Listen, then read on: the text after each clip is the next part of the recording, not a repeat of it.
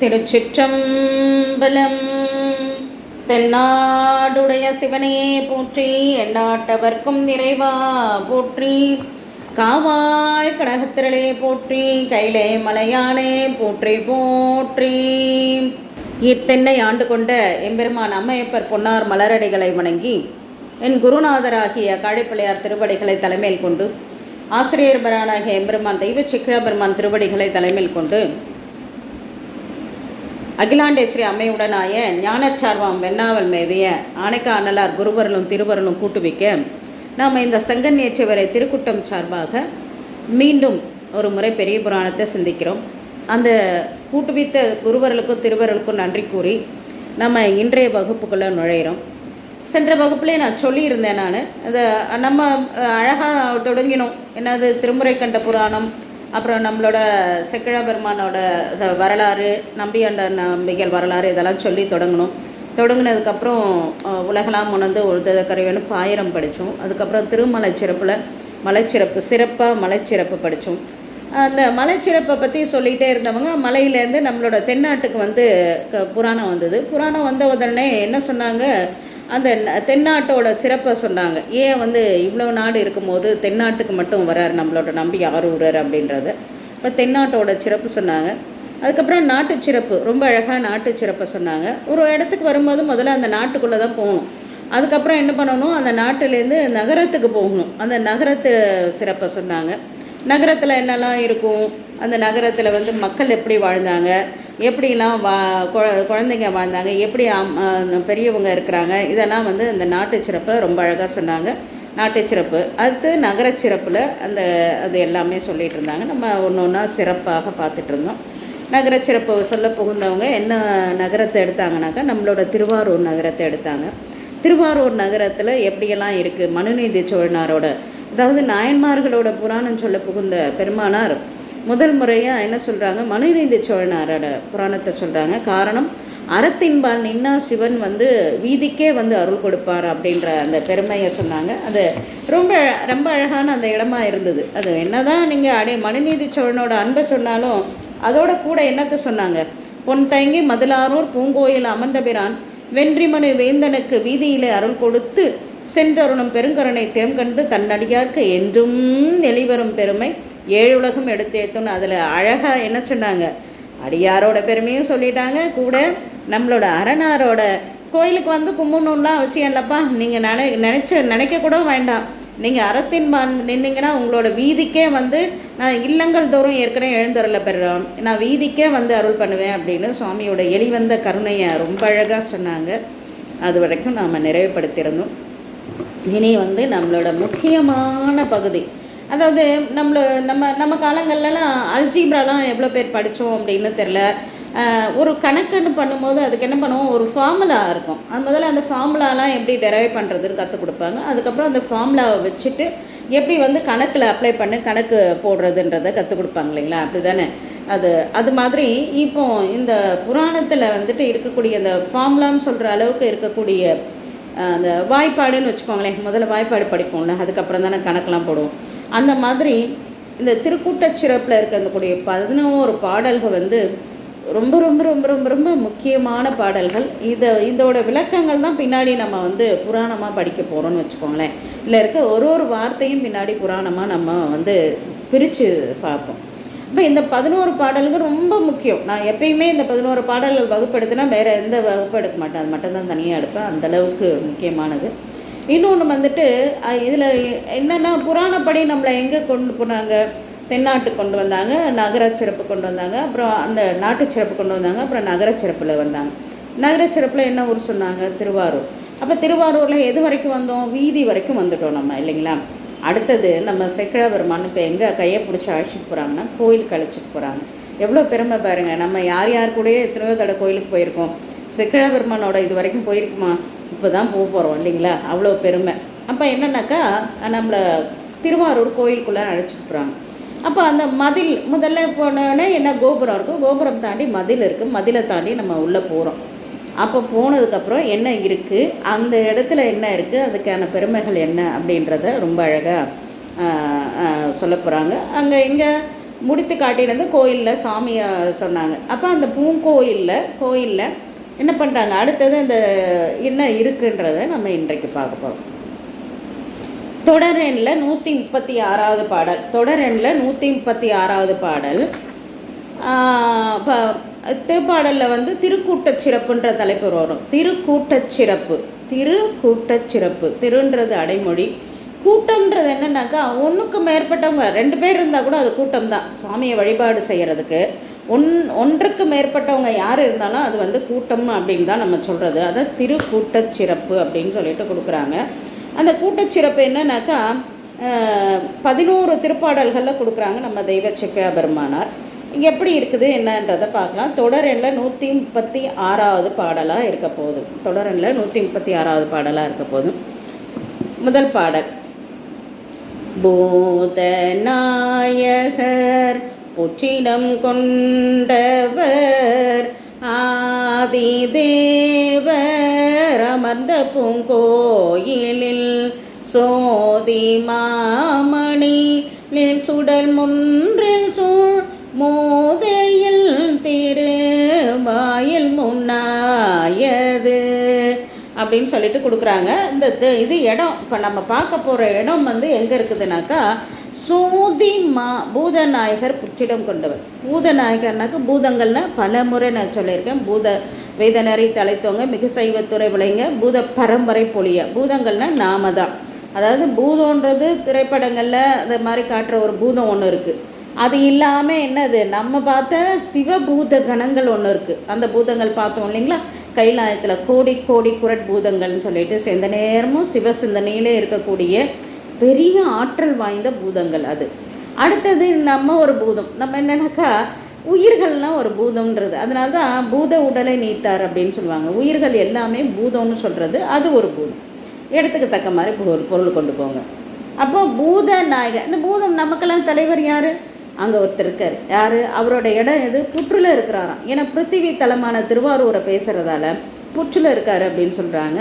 பூத நாயகர் புற்று இடம் கொண்டவர். புற்றில் இடமாக ஒருத்தர். அதுதான் சுவாமிக்கு எவ்வளோ இடம் இருக்குது. நம்ம எல்லாத்தையும் விட்டுட்டு புற்றில் போய் இருக்கிறார் பாருங்க. புற்றிடம் கொண்டவர் ஆதிதேவர் அமர்ந்த பூங்கோயில். ஆதிதேவனா எல்லாத்துக்கும் காரணக்கர்த்தாவாகிய சிவபெருமான், எல்லாத்துக்கும் காரணமாக இருக்கக்கூடிய பெருமானார். அப்போ என்ன பண்ணுறாங்க, அதனால தான் சுவாமியை கூட பூதப்பதையே நம்மன்னு சொல்லுவாங்க. மந்திரங்களில் சொல்லும்போது உயிர்களுக்கும் தலைவனே போற்றி போற்றி அப்படின்றது. புற்று இடமாக கொண்டு இருக்கிறதால அந்த புற்றெடுத்து வன்மீகநாதர்னு சொல்லலாம். புற்ற இடமாக கொண்டு இருக்கக்கூடிய பெருமானார். திருவாரூர் திருமூலட்டனார்னு சொல்லலாம். இப்படி வந்து பல இதில் இருக்கார். அப்போ ஆதிதேவர். அப்போ யாருக்கும் முன்னவனே முன்னின்றால் முடியாதது முன்னதும் அப்படின்னு சொன்னார் இல்லையா, அந்த மாதிரி முன்னவராக இருக்கக்கூடிய சிவபெருமானார். சூதி மாமணி நீல் சுடர் முன்றில். அப்போ ரொம்ப மாமணினா பேரழகு கொண்டு இருக்குதான். அப்படி நீல் சுடர்னா பேரொளி, சோதியே சுடரே, சூழொளி விளக்கு, ஒளி விளக்கு, இல்லக விளக்கு, இந்த மாதிரி எல்லாம் சொல்கிறோம் இல்லைங்களா. அந்த மாதிரிலாம் ஒரு அழகான ஒரு சுடர் இருக்கான். அந்த சுடரில் இருக்கக்கூடிய திருமுற்றம்ன்றது இயல்பாக அதை பிரகாசிக்கக்கூடிய ஒரு முற்றம் இருக்குது. அதில் வந்துட்டு அந்த சோதி மாமணி நீல் சுடர் முன்றுனா என்னென்னா முற்றம்னு சொல்லுவோம். முன்னாடி இருக்கிறத முன்றுன்னு சொல்லுவோம் இல்லைங்களா.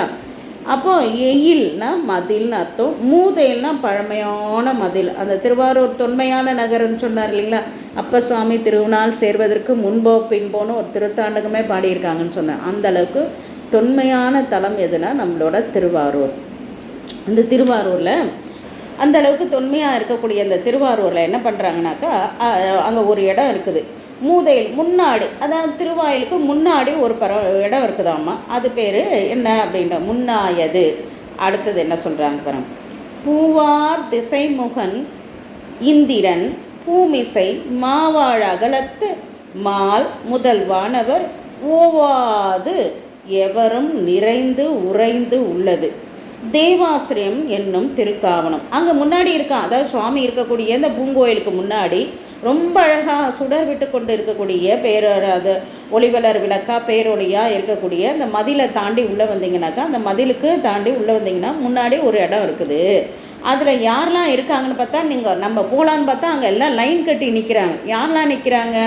பூவார் திசை, அந்த பூ மேலே இருக்கக்கூடியவரும் திசைக்கு ஒரு முகமாக இருக்கக்கூடிய பிரம்மன் நிற்கிறாரு. பின்னாடி யார் இருக்கா? இந்திரன், பூமிசை மாவாள், அந்த திருமால் இருக்கார், இந்திரன், இவங்கெல்லாம் லைனில் நிற்கிறாங்களாமா. அவங்க மட்டும்தான் நிற்கிறாங்களான்னா வானவர்லேருந்து தேவர்கள் வரைக்கும் எல்லாரும் லைன் கட்டி அங்கே நின்றுட்டுருக்குறாங்களாமா. ஓவாது. அது ஓவாதுனாக்கா என்னக்கா, எந்த நேரமும் அப்போ என்ன ஓவாது அப்படின்னாக்கா எந்த நேரமும் மாறி மாறி எப்போதும் நீங்காமல் அந்த இடத்துல இப்போ போனோம்னா இந்த மண்டபமா இந்த 11 மணி வரைக்கும் ஆளுங்க இருந்துகிட்டே இருப்பாங்கப்பா, அதுக்கப்புறம் இருக்க மாட்டாங்க. அப்படிலாம் இல்லை, எந்த நேரமும் இவங்கெல்லாம் இருந்துகிட்டே இருக்கும். 30 கோடி தேவர்கள், அதோட அடியார்கள், அப்புறம் சிவனை எல்லாரும் சிந்திக்கிறவங்க எல்லாரும் ஓவாது எவரும் எல்லாரும் நிறைந்து உறைந்து உள்ளது. நிறைந்துனாக்கா ஒருத்தர் 2 பேரில் அப்படியே எந்த நேரமும் ஹவுஸ்ஃபுல் மண்டபம்னு வச்சுக்கோங்களேன். அப்போ நிறைந்து உறைந்து உள்ளது தேவாசிரியம் என்னும் திருக்காவனம். அதுக்கு ஒரு பேர் நம்ம சொல்லுவோம் இல்லைங்களா, இந்த பத்திரிகை எல்லாம் போடுவோம்ல, சீதாலட்சுமி என்கின்ற ஏதோ ஒரு நல்ல பேராக இருக்கும். சீதாலட்சுமி என்கின்ற ஏதாவது இப்போ புது பேர் நான் வாயிலே வரமாட்டேங்குது, ஏதோ பேரெல்லாம் போடுறாங்க.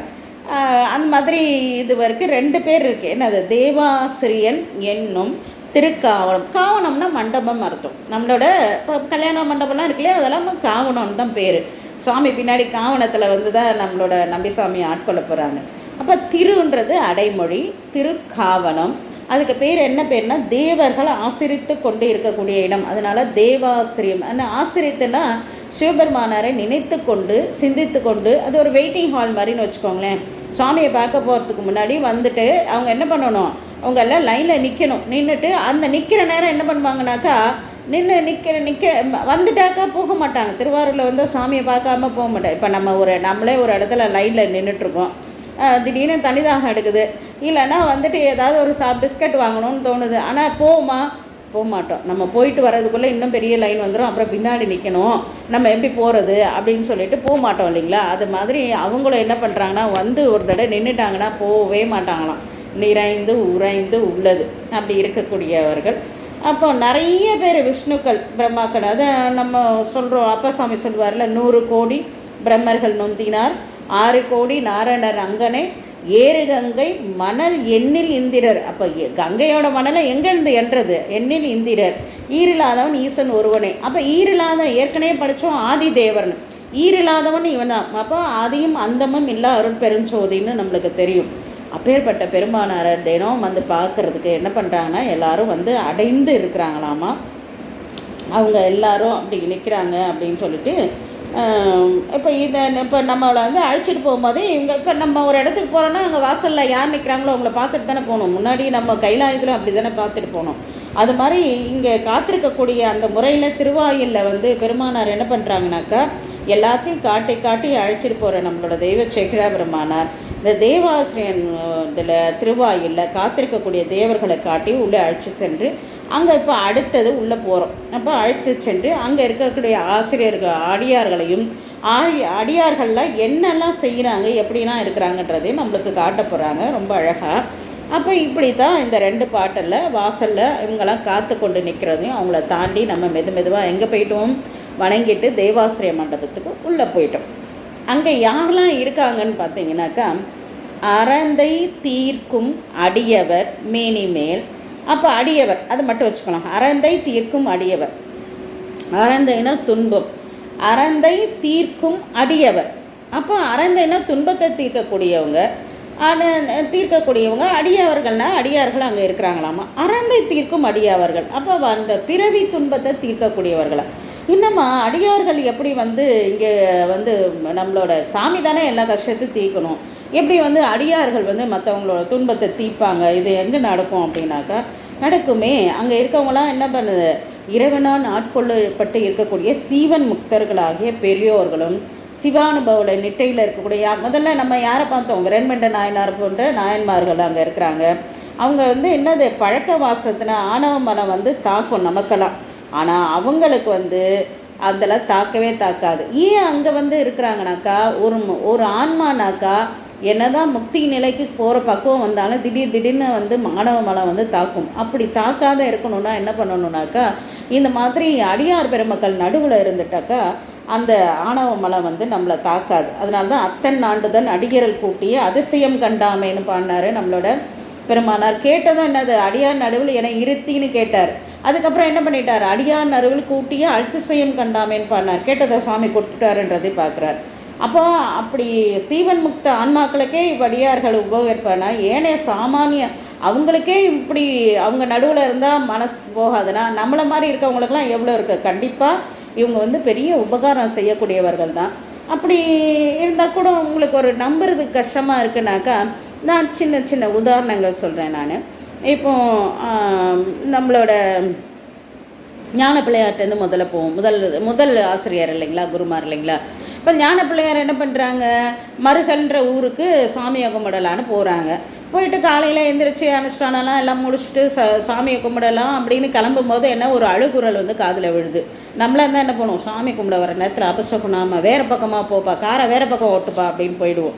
ஆனால் அவங்களுக்கு அதுக்கு விழுது. ஏன்னா இவங்க வந்து ஞானம் பெற்றவங்க. அந்த பொண்ணு எப்படி அழுகுறா, சடையா விடையா அப்படின்னு அழுகுறா. சாமியோட பேரை சொல்லி கோபுரத்தை பார்த்து அழுகுறா. அது கேட்குது. அங்கே சாமிக்கு கேட்குற மாதிரியே இவருக்கும் கேட்குது. உடனே அங்கே போய் பார்த்தாக்கா அந்த பொண்ணு வந்து என்ன பண்ணுறா, தன்னோட அப்பா வந்து 7 பெண்களை ஏமாற்றி தாய் மாமனுக்கு கொடுக்குறேன்னு பொருள் வாங்கிட்டு, அந்த காலத்தில் பொண்ணை கட்டணுன்னா பொருள் கொடுப்பாங்களாமா. அப்போ அந்த மாதிரி நிறைய பொருளை வாங்கிட்டு கொடுத்துட்டார். அதனால் இந்த பொண்ணு வந்து தர்மத்தின் பால் நின்று, அப்பா இந்த நம்மளையும் வேறு யாருக்காவது கல்யாணம் பண்ணி கொடுத்துட்டா இந்த தாய் மாமனை ஏமாத்தின குற்றத்துக்கு அப்பா ஆளாயிடுவாருன்றதுக்காக என்ன பண்ணுறா, தாய் மாமனை கூப்பிட்டுட்டு வீட்டை விட்டு வெளியேறி மறுநாள் வந்து இரவு தங்கிட்டு காலையில் மருகல்ல வச்சு கல்யாணம் பண்ணிக்கலான்னு யோசிச்சுட்டு இவங்க அந்த பையன் திண்ணையிலையும் இந்த பொண்ணு வந்து உள்ளேயும் உறங்கும் போது ஒரு பாம்பு வந்து கடிச்சு அந்த தாய் மாமா இறந்துபட்டு போகிறான். அதனால நினச்சி அந்த பொண்ணு அழறா. பாம்பு கூட தீண்டிச்சு, திருமணம் ஆகாதால் உங்களை தீண்டி கூட அழ முடியல அப்படின்னு சொல்லிட்டு அழறா அப்படி வருது. அந்த உடனே இப்போ நம்ம பிள்ளை பெருமானார் போன உடனே என்னம்மா உனக்கு என்ன கஷ்டம்னு அவள் சொல்கிறா, இது மாதிரி கடலில் உடைஞ்ச கப்பல் மாதிரி நான் தவிச்சிட்ருக்கேன். நீங்கள் ஒரு களமாக எனக்கு வந்து உதவிக்கு வந்திருக்கீங்க, தோணியாக எனக்கு உதவிக்கு வந்திருக்கிறீங்க, இந்த மாதிரி நடந்தது அப்படின்னு சொல்கிறா. உடனே என்ன பண்ணுற, சடையா ஏனுமால் சரணி ஏனுமால்னு பாட்டு ஆரம்பிச்சு என்ன பண்ணுறார், அந்த மடையார் குவளை மலரும் மருகள் உடையாய் தகுமோ இவளும் மெலிவேன்னு கேட்குறார். சாமி உங்களோட ஊரில் இந்த குளத்தில் இருக்க பூக்கள்லாம் கூட மலர்ந்து அழகாக இருக்குது, இந்த பொண்ணு அழலாமா, இது உங்களுக்கு தகுதியா அப்படின்னு கேட்குறாரு. அப்புறம் இவர் அளவுக்கு கேட்டதுக்கப்புறம் என்ன பண்ண, சுவாமி அந்த பையனை உயிர்ப்பித்து தரார். அப்போ உடனே இந்த பெண்ணு கவலைப்பட்டான்றதுக்காக அங்கேயே வந்து கல்யாணம் பண்ணி கொடுக்குறார். அப்போது அறந்தை தீர்த்துதா, துன்பம் தீர்ந்துதா, அந்த பொண்ணோட துன்பம் தீர்ந்துதா. அப்போ அடியவராட நம்மளோட ஞானசம்பந்தர் தானே அதை தீர்த்து வச்ச சுவாமிக்கிட்ட வேண்டி. அப்போ அப்பூதி அடிகளாரோட மகனாரும் அப்படி தான் என்ன பண்ணிடுறார், பாம்பு கடிச்சு இறந்துபட்டு போகிறார். உடனே சுவாமிக்கிட்ட ஒன்று கொள்ளாமல் பாடின உடனே அந்த குழந்தை உயிர் பெற்று இருந்தது. அதே மாதிரி நம்ம நம்பிசாமி அங்கேருந்து எங்கே போகிறாங்க, புக்குளியூர் அவினாசிக்கு போகிறாங்க. அவினாசியில் என்ன ஆகுது, அந்த குழந்தைய முதல்ல குழந்தைய செரிச்சு 2 வருஷம் ஆச்சு. அங்கே போய் பார்த்தா மடுவே காணும். முதல்ல மடுவை வர வைக்கிறார், அதுக்கப்புறம் அதில் தண்ணியை வர வைக்கிறார், அதுக்கப்புறம் தின்னு செரிச்ச அந்த முதலையை வர வைக்கிறார், அதுக்கப்புறம் அந்த முதலையோட வயிற்றில் பிள்ளைய வர வச்சு 2 வருஷம் வளர வச்சு இந்த குழந்தைய கொண்டு வந்து கொடுக்குறாங்க. அப்போ அடியார்களோட துன்பங்கள்லாம் இவங்க தீர்க்கிறாங்களா. இப்போ உயிர்ப்பிக்கிறதுன்றது யாராலையுமே முடியாது, எப்பேற்பட்டவங்களாலையும், இறைவனை தவிர வேற யாராலையும் முடியாது. அதையே அவங்க வந்து செய்கிறாங்கன்னும் போது மற்ற துன்பங்கள், இந்த இதுக்கு போகிறாங்க, கொங்கு நாட்டுக்கு போகிறாங்க, அங்கே ஒரு விஷஜுனம் இருக்குது. என்ன பண்ணுறாங்க, நம்மளோட பிள்ளை பெருமானார் அவ்வினைக்கு இவ்வினை ஆமென்ற சொல்லும் அக்தறிவீர் உய்வினை நாடாது இருப்பது உண்டம கூணமன்றும் கைவினை செய்து எம்பிரான் கழல் போற்றுதும் நாமடியும் செய்வினை வந்தமை தீண்ட பெறா திருநீலகண்டம்ன்றாங்க. என்னப்பா இது நாங்கள் முன்னாடி செய்த வினைக்கு தான் இப்போ நடந்ததுன்னு சொல்கிறீங்களே, இது உங்களுக்கே சரியாக இருக்கா? அதுக்கான வழியை சரி பண்ண வேண்டாமா? என்ன பண்ணுங்க, உழவாரம் செய்யுங்க, கைவினை செய்து எம்பிரான்கான பூ கட்டுங்க, உழவாரம் செய்யுங்க, சுவாமி இந்த தொண்டு செய்யுங்க, எல்லா வினையும் உங்களை வந்து தீவினை எதுவுமே தீண்ட பெறாது திருநீலகண்டம்னு ஆணையிட்டு பாடினாங்க. அப்போ அந்த மக்களுக்கே அந்த பகுதிக்கே அந்த ஜுரம் வராத போச்சு. அன்னைக்கு மட்டுமா, இன்னைய வரைக்கும் அந்த பாட்டை தான் நம்ம பாடிட்டுருக்கோம். சமணத்தில் இந்த நாடே ஆழ்ந்து போயிடுச்சு. என்ன பண்ணுறாங்க, அப்போ 1 இல்லை 2 இல்லை 10 பாடல்கள் தொடர்ந்து ஒரு பெரிய அற்புதங்களையே நிகழ்த்தி என்ன பண்ணுறாங்க, முதல்ல வெப்பு நோய் தீர்க்குறாங்க, புனல்வாதம் அனல்வாதம் எல்லாம் செய்து அந்த நாட்டையே மீட்டு எடுக்கிறாங்க நம்மளோட. அப்போ இப்போ அடியார்கள் வந்து துன்பத்தை தீர்க்கிறாங்களா இல்லையா? கண்டிப்பாக தீர்க்கிறாங்க. அதோடு மட்டும் என்ன, சேரமான் பெருமானார் கடைசியாக போகும்போது, நம்பி சுவாமி போகும்போது அவரோட திருவடியை பற்றிகிட்டே போயிடுறார். சுவாமி கேட்குறார், எப்படிப்பா நான் அடைக்காமே ஏன்பா வந்தேன், அவர் தெரியும் இருந்தாலும் கேட்குறார். அதுக்கு அவர் சொன்ன பதில் என்ன? சேரமான் பெருமான், நம்பி சுவாமியோட திருவடியை பிடிச்ச என்னை கைலாயத்துக்கு கொண்டு வந்து விட்டது உங்களோட அருட்கருணையினால் உள்ளே வந்த சுவாமின்றார். அப்போ அவரோட திருவடியை பிடிச்சா, அடியார்களோட திருவடியை பிடிச்சா கைலாயத்துக்கே போக முடியும் போது வார்த்தை எதுதான் நடக்காது, எல்லாமே நடக்கும் இல்லைங்களா? அதை தான் அந்த ஒரு 3 வார்த்தையில் கொடுக்குறாங்க. என்னென்ன? அறந்தை தீர்க்கும் அடியவர். என்ன துன்பங்கள் இருந்தாலும் நம்மளோட நாயன்மார்கிட்ட விண்ணப்பம் வச்சா அவங்க கண்டிப்பாக சுவாமி அது அவங்களோட விண்ணப்பங்களை நிறைவேற்றி தருவார். நான் என்ன அடிக்கடி சொல்கிறது உண்டு, பறவையார் அம்மையார்கிட்ட விண்ணப்பம் வச்சா எனக்கு உடனே நான் நிறையா அது மாதிரி விண்ணப்பம் வச்சுருக்கிறேன். சொல்லலாம், அருள் விஷயங்களை சொல்லக்கூடாதுன்னு சொல்லுவாங்க, சொல்லலாம், அதில் ஒன்றும் தப்பு கிடையாது. நான் வந்து பெரிய புராணம் சொல்லணுன்ற ஆசை இருந்து அம்மையார்கிட்ட தான் வச்சேன். திருக்கோவியார் ரொம்ப நாள் சொல்லணும்னு ஆசை இருந்தது. அது மாதிரி அவங்ககிட்ட விண்ணப்பம் வச்ச உடனே இங்கே பூலோகநாதர் கோயிலேருந்து அவங்களே கூப்பிட்டு, நீங்கள் திருக்கோவை எவ்வளோ பேர் இந்த திருச்சிராப்பள்ளியில் எவ்வளோ பெரிய ஆசிரியர்கள்லாம் இருக்கிறாங்க, அப்படி இருக்கும்போது வலியை கூப்பிட்டு வாரம் வியாழக்கிழமை திருக்கோவியார் சொல்ல வச்சாங்க. ஒரு கிட்டத்தட்ட கொரோனா வர வரைக்கும் சொல்லிகிட்டு இருந்தேன். முழுசாக நிறைவுபடுத்தேன். நான் ஒரு பாட்டையும் நிறைவுபடுத்திட்டேன். அதுவெல்லாம் பெரிய விஷயமா இருந்தது. இதெல்லாம் அம்மையார்கிட்ட விண்ணப்பம் வச்சு அடியனுக்கு கிடைத்த அருள்கள். அந்த மாதிரி அறந்தை தீர்க்கும் அடியவர் மேனி மேல். சரி, அந்த அடியார்கள்லாம் இருக்கிறாங்க, அவங்க மேனியில் என்ன இருக்கா? நிறந்த நீற்றொழியால் நின்ற தூய்மையால் புறந்த அஞ்செழுத்து ஓசை பொழிதலால் பரந்த 1000 பார்க்கடல் போல்வது. அங்கே என்னன்னாக்கா, உள்ளே போனாக்கா அங்கே எல்லாரும் திருநீர் பூசியிருக்காங்களாம். அப்படி அதில் என்னென்ன, திருநீரில் நீற்று ஒளி, அந்த திருநீர்லேருந்து ஒளி மிகுந்து இருக்குதான். அப்புறம் வந்து நிறை தூய்மையால், அந்த திருநீர்னா சும்மா திருநீர் கிடையாது, அவங்க பூசும் நீர் போல் உள்ளும் புனிதர்கள், மனசும் சுத்தம், அதனால் அந்த மென்மை தூய்மை இருக்குதான். புறந்த 5 எழுத்து ஓசையால், அங்கே எந்த நேரமும் நம சிவாய ஓம் நம சிவாய ஓம் நம சிவாயன்னு அந்த ஓசை எழுந்துக்கிட்டே இருக்குதான். இந்த இப்போ அது மாதிரி இருக்கத்தால் பார்க்கடல் மாதிரி இருக்குது அப்படின்ற. இப்போ கடலில் என்ன இருக்கும்?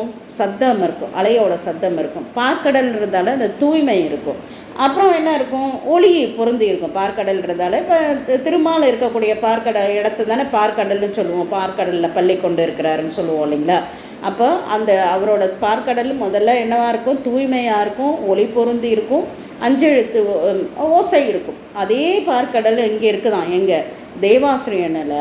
அது எப்படி இருக்குதுனாக்கா, நீற்றொழியால் அவங்க நீர் அணிந்திருக்கிறாங்களாம், மேனி முழுக்க நீர் அணிந்திருக்காங்களாம். அதனால் எப்படி இருக்குதா? அப்படி பொலிவாக இருக்கான். அப்புறம் தூய்மையாக இருக்காங்க, உள்ளும் புறமும் தூய்மையாக இருக்கிறாங்க. அதனால் அப்புறம் 5 எழுத்து ஓசை பொழிஞ்சிக்கிட்டே இருக்கிறதால அந்த பார்க்கடல் மாதிரி இருக்குது. சரிம்மா, 1000 பார்க்கடல் மாதிரி இருக்குதுன்னு கொடுத்துருக்காங்களா? அது எப்படி அப்படின்னாக்கா, ஒருத்தர் ஒரு பார்க்கடல் மாதிரியா? அது எப்படிம்மா ஒருத்தர் ஒரு பார்க்கடலில் யார் இருக்கா? திருமால் இருக்கார். திருமாலோட மார்பில் யார் இருக்கா? திருவாரூர் தியாகராஜ பெருமானார் இருக்கிறார். அஜபா நடனம் ஆடிக்கொண்டு இருக்கிறார். இங்கே இருக்கிற ஒரு அடியார் உள்ளத்துலையும் யார் இருக்கார்? திருவாரூர் பெருமானார் தான் இருக்கிறார். அதனால் அங்கே இருக்கிறவங்களாம் 1000 பேர் இருக்காங்கன்னா 1000 பார்க்கடல் மாதிரியே இருக்குது அப்படின்னு சொல்கிறாங்க. இன்னொன்று வந்து 1000ன்றது என்னென்னா ஒரு கணக்கு கிடையாது. 1000னா 1000 1 போட்டு 3 0 அப்படி கிடைக்காது. பலன்றதுக்கு எண்ணிலாதன்றதுக்கு 1000. இந்த பாரு தம்பி, உனக்கு 1000 தடவை சொல்லிட்டேன், நீ இன்னும் திருந்தவே மாட்டேங்கிற. அப்படின்னா நம்ம 999 1000 998 எழுதிக்கிட்டா இருந்தோம். பல தடவை சொன்னது அந்த குழந்தைங்க எதுவும் இல்லைன்னா 1000 தடவை சொல்லியாச்சு, இன்னும் நம்ம திருந்தலைன்றோம் இல்லைங்களா? அதனால் 1000ன்றது ஒரு கணக்கு இல்லை, எண்ணிலாதன்னு நம்ம கணக்கில் எடுத்துக்கணும். அது மாதிரி எண்ணிலாத பார்க்கடல் போல் அங்கே இருக்குதான். உள்ளே போனாக்கா அப்படி இருக்குது அப்படின்றாங்க. ரொம்ப அழகாக இருக்கும். அந்த தெய்வாசிரியம் மண்டபம் போனவங்களுக்கெல்லாம் தெரியும் அது எவ்வளோ வந்து நம்மளுக்கு வந்து ஒரு என்ன சொல்கிறது, அங்கே போனாலே அந்த வைப்ரேஷன் சொல்லுவாங்க இல்லைங்களா, அந்த உணர்வு வந்து அவ்வளோ அருமையாக இருக்கும். நம்ம ஒரு மூலஸ்தானத்தில் இருக்கும்போது, ஒரு பெருமான் கிட்ட இருக்கும்போது என்ன ஒரு வைப்ரேஷன் இருக்கோ அதை வந்து நம்ம தேவாசிரிய மண்டபத்தில் நிச்சயமாக உணர முடியும். அடுத்தது 4வது பாடல். அகில காரண தாழ் பணிவார்கள் தாம் அகில லோகமும் ஆளர் குறியர் என்று அகிலலோத்து உள்ளார்கள் அடைதலின் அகிலலோகமும் போல்வது அதனிடை. இதில் அழகாக சொல்கிறாங்க. இதில் திருநீர் அஞ்செழுத்துன்றது காரணம், சுக்குமம், தூலம், அந்த மூன்றாக இருக்குது. இங்கே இருக்கிறவங்க மூன்றாவும் ஓதுவாங்க. காரணமாகவும் சுக்குமமாகவும் தூலமாகவும் மூன்றாவும் ஓதுவாங்க. இப்போ நம்ம சொன்னது நான் ஓசை இருக்கிறதால சிலர் அந்த மாதிரி ஓசையாலும் ஓதுறாங்க. அது இல்லாமல் 5 எழுத்து சுக்குமமாகவும் இல்லைன்னா காரணமாகவும் ஓதுறவங்களும் அங்கே இருக்கிறாங்க. அதை நல்லா தெரிஞ்சுக்கலாம். இந்த பஞ்சாக்கர படின்றது நம்மளோட நடேச பெருமானம் இருக்கக்கூடிய அங்கே கூட பஞ்சாக்கர படி இருக்குது இல்லைங்களா திருப்பதிகத்தில். அது மாதிரி நம்மளுக்கே பஞ்சாக்கர திருப்பதிகம் இருக்குது. கடலில் கட்டி அப்ப சுவாமி நேற்றுக்கு அங்கே பிரம்மாண்டமாக அருமையாக அப்ப பெருமான் கரையேற விட்டான் குப்பத்தில் அழகாக அப்பர் பெருமானாருக்கு திருக்கோயில் எழுப்பியிருக்காங்க. அங்கே கொண்டு வந்தது என்னது, அந்த பஞ்சாக்கர பதிகம் தானே. அந்த நமச்சிவாய சொற்றுணை வேதியன் சோதைவானவன் பொற்றுணை திருந்தடி பொருந்த கைத்தொட கற்றுணை பூட்டியோர் கடலில் பாய்ச்சனும் நற்றுணையாவது நமச்சிவாயவன் அவர் சொல்லி தான் அந்த பஞ்சாக்கர பதிகம் தானே அவர் கல்லையே மிதந்து கொண்டு அங்கே கரையேற விட்டது. அந்த அதை அழகாக சொல்லுவார் நம்மளோட தெய்வச்சக்கர பெருமான. அந்த கல், அந்த பஞ்சாக்கரம்ன்றது இந்த பிறவின்ற பிணியோட பிறவின்ற கல்லோட கட்டி போட்டிருக்க எந்த மாக்கள் எங்களை போன்ற மனிதர்களே கரையேற்றுதுன்னும் போது இந்த பஞ்சாக்கரம் சாதாரண கல்லேருந்து கரையேற்றுவா முடியாது. அது என்ன பெரிய அதிசயமானவர். அவர் சொல்கிற அழகே ஒரு அழகு தான். இது என்ன பெரிய முன்னவனே முன்னின்றால் முடியாதது முழுதும் அப்படின்னார் இல்லையா. அது மாதிரி எங்களையே இந்த பிறவின்ற கடல்லையே இந்த பஞ்சாக்கரம் கொண்டு கரையேற்றும் பொழுது சாதாரண கடல்லேருந்து எங்கள் அப்பா சுவாமியை கரையேற்றாதான் என்ன அப்படின்னு சொல்லுவாங்க. அந்த மாதிரி பிறவியில் வராமல் இது பண்ணது நம்மளோட பிள்ளை பெருமானார் காதலாகி கசிந்து கண்ணீர் மல்கி ஓதுவார் நம்மை நன்னறிக்கு ஒப்பது அப்படின்ட்டு அந்த 5 எழுத்தோட பெருமை நம்மளுக்கு தெரியும். நான் உங்களுக்கு 5 எழுத்தோட பெருமை சொல்கிறது என்ன சொல்கிறது, திருநெல்வேலியில் அல்வா விற்கிற மாதிரி தான். நீங்கள் எல்லாரும் அடியார் பெருமக்கள் 5 எழுத்தோட பெருமையை அனைத்தும் தெரிந்தவர்கள் இல்லையா. அதனால் நான் கொஞ்சமாக சொல்லிட்டேன் உங்களுக்கு. அகில காரண தாழ் பணிவார்கள் தாம் அகில லோகமும் ஆளுதற்குரியர் என்று அப்படின்னு சொல்கிறாங்க. என்னன்னாக்கா அகில காரணர் இந்த உலகம் மேலே கீழே நடுன்னு எல்லா உலகக்கும் தோன்றதுக்கும் ஒடுக்கிறதுக்கும் காரணமாக இருக்கக்கூடிய பெருமானார் யாருன்னா நம்மளோட சுவாமி தான். ஒடுங்கி மலத்தூளதாம் அந்த மாதிரி அப்படின்னு சொல்லக்கூடிய சித்தாந்த உண்மைகள். இங்கே நிறைய சித்தாந்தம் படித்தவர்கள்லாம் இருக்கிறீங்க. தோற்றம் துடியதுனில் அப்படின்னு சொல்லிட்டு ஒடுங்கி மலத்துள்ளது எல்லாமே சுவாமி தான் சிருஷ்டி கஸ்தாவும் அவரே ஒடுக்க காடையும் திருப்பியும் சிருஷ்டிக்கு வரதும் யார், நம்மளோட பெருமானார் தான் அப்படின்றது தெரியுது இல்லைங்களா. அந்த மாதிரி இருக்கக்கூடிய இடத்துல அகில காரணர் இந்த உலகத்துக்கெல்லாம் காரணமாக இருக்கக்கூடியவர். அவர் தாழ் பணிவார்களை உலகில் ஆளுதற்குரியவர். அப்போ யாரெல்லாம் சிவபெருமானவரை வணங்குறாங்களோ அவங்க தான் இந்த உலகத்தை ஆளக்கூடியவர்கள். நம்மளோட மூர்த்தி நாயனாரை நம்மளை பார்த்துக்கலாம். அதனால் என்ன பண்ண ஆளுகளுக்கு உரியவர் என்று தாழ்பாத்து அந்த மாதிரி நினைக்கிறதால அகில காரண தாழ்பணிவார் தான் உலகத்தில் சுவாமி என்ன பண்ணுறாருனாக்கா அகில லோகமும். இப்போ ஒரு உதாரணத்துக்குன்னு வச்சுக்கோங்களேன், நம்ம ஒரு வட இந்தியாவில் இருக்கணுனாக்கா இந்த வட இந்தியா ஃபுல்லாக ஆளணுனாக்கா திருவாரூரில் சாமிக்கிட்ட கேட்டுட்டு போனால் நம்மளை அந்த பக்கம்லாம் ஆள வச்சுப்பேன். எதை அத்த திசைக்கு அரசர் ஆவார்களேன்னு தேவாரமும் சொல்லும். அது மாதிரி யார் இந்த உலகத்தில் இருக்கவங்களுக்கு எது வேணும்னாலும் என்ன பண்ணணும்னா இங்கே திருவாரூரில் தேவாசிரிய மண்டபத்தில் இருந்து தான் நம்ம கேட்கணும். யாரை கேட்கணும், அகில லோகத்தில் இருக்கிறவங்களும் அகில லோகத்தையும் ஆள்றதுக்கு எந்த வேணும்னாலும் என்ன பண்ணணும், அகில லோகத்தையும் படைச்ச சிவபெருமானாரை திருவாரூர் பெருமானார்கிட்ட தான் கேட்கணும்.